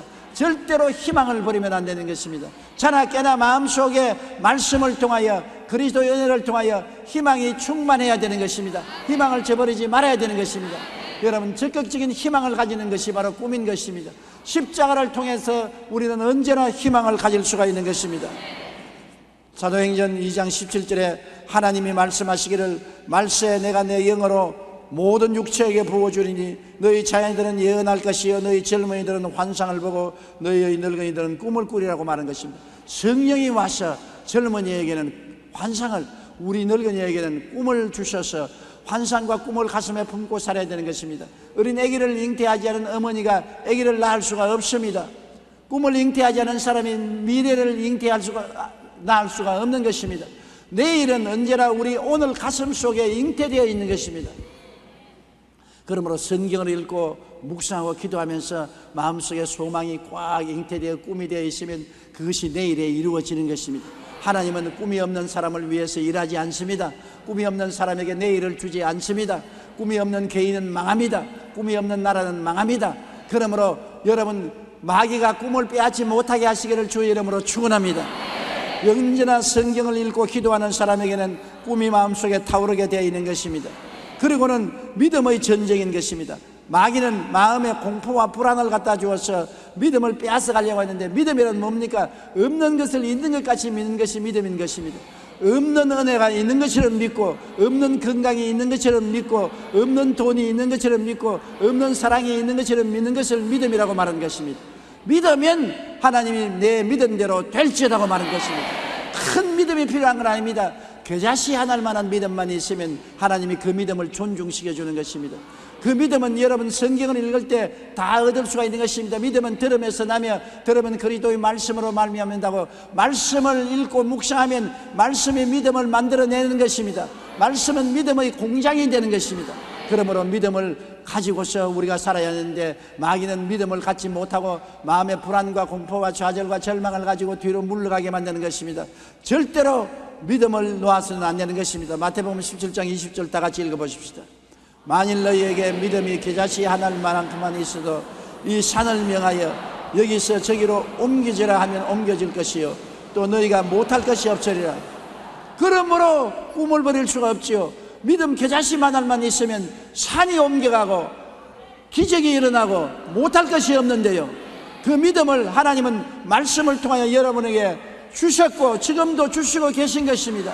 오늘 저희 설교를 듣고 있는 중에 이 말씀이 속에 들어가서 믿음을 만들어 놓는 것입니다. 믿음은 말씀을 통하여 끊임없이 우리 속에 생겨나는 것입니다. 말씀을 멀리하면 믿음도 떠나가지만은 말씀을 심어 놓으면 모두 다 믿음의 열매를 맺게 되는 것입니다. 겨자씨 하늘만한 믿음만 있으면 태산이 물러가고 못할 것이 없다고 하니까, 믿음을 가지면 꿈을 갖게 되고 꿈을 가지면 믿음을 갖게 되고, 그러니 못할 일이 없지요. 그러므로 예수 믿는 사람이 머리가 되고 꼴이 되지 않고 위에 있고 아래 내려가지 않고 남에게 꾸어줄 줄 알아도 꾸지 않는 사람이 될 수가 있는 것입니다. 여러분은 꿈과 믿음을 가지고 성공합니다. 승리합니다. 축복받습니다. 능력이 있습니다. 그 다음에는 마귀가 우리에게 부정적인 말을 하게 하는 것입니다. 나는 못한다, 안된다, 할 수 없다, 패배자다, 나는 미워한다, 나는 절망한다. 말은 무서운 힘이 있습니다. 여러분 잠언서 18장 21절 한같이 읽어보십시다. 죽고 사는 것이 혀의 힘에 달렸나니 혀를 쓰기 좋아하는 자는 혀의 열매를 먹으리라. 보통으로 생각하지 마십시오. 죽고 사는 권세가 혀에 달리는 거죠. 죽는 사람도 말을 잘하면 살아나고 살아있는 사람도 말 잘하면 죽는다는 것입니다. 말 잘못하면 죽는다는 것입니다. 가정이 죽고 사업이 죽고 건강이 죽고 생활이 죽습니다. 말 잘하면 생활이 살고 가정이 살고 사업이 살고 건강이 살아난다는 것입니다. 말이 여러분의 운명과 환경을 변화시키는 것은, 말을 하면 말을 따라 생각이 달라지고 말을 따라 꿈이 달라지고 말을 따라 믿음이 달라지므로 말을 통해서 여러분의 운명이 달라지는 것입니다. 마음이 달라지면 환경이 달라지는 것입니다. 사람의 마음은 환경을 변화시키는 힘을 가지고 있는 것입니다. 마음이 즐거우면 환경도 즐거워지고 마음이 괴로우면 환경도 괴로워지는 것입니다. 마음이 성공으로 꽉 들어차 있으면 환경에도 성공이 다가오고, 마음이 실패로 꽉 들어차면 환경에도 실패가 다가오는 것입니다. 마음이 패배가 꽉 들어차면 환경도 패배하고, 마음이 승리로 들어차 있으면 환경도 승리로 다가오는 것입니다. 마음이 얼마나 중요한지, 지킬 만한 것보다 내 마음을 지켜라. 생명의 근원이 여기에서 난다고 말했었습니다. 그 마음을 움직이는 것이 말입니다. 말이 생각을 변화시키고, 말이 꿈을 만들어내고, 말이 믿음을 강화시키고, 말이 말을 힘있게 만들어주는 것입니다. 정말 말은 중요한 것입니다. 그렇기 때문에 여러분 오늘 이 시간부터 여러분 말이 여러분의 운명과 환경을 바꾼다는 것을 잊지 마시기 바랍니다. 나는 못 산다, 안 된다는 사람은 절대로 못 살고 안 되게 되는 것입니다. 나는 잘 된다, 나는 승리한다고 하는 사람은 결코 잘 되고 승리하게 되는 것입니다. 없는 것을 있는 것 같이 긍정적인 말을 하는 여러분 되시기를 주의 이름으로 축원합니다. 우리의 원수 마귀가 있는 이상 싸움은 그치지 않습니다. 우리가 일생 신앙생활하는 동안 늘 싸워야 되는 것은 원수가 우리를 도전하는 것입니다. 원수는 와서 우리에게 도적질하고 죽이고 멸망시키려고 하는 것입니다. 예수님은 우리에게 생명을 얻되 더 풍성히 얻게 하려는 것입니다. 십자가를 통하여 피를 흘려서 우리에게 은혜의 땅을 허락해 주셨는데 우리가 그 땅을 점령하려고 하면 마귀가 7번, 8번씩 와서 들어 부딪히고 막는 것입니다. 우리의 생각에 쓰레기 더미를 부어놓고 우리 꿈과 희망을 빼앗아가고 부정적인 생각을 하고 두려워하고 공포심을 가지고 부정적인 말을 하게 만들어서 우리 마음을 뒤엉클어 놓고 패배하게 만들어주는 것입니다. 그러므로 싸워야 되는 것입니다. 생각 속에서 싸워야 되고 꿈 속에서 싸워야 되고 믿음으로 싸워야 되고 말을 올바르게 하도록 싸워야 되는 것입니다.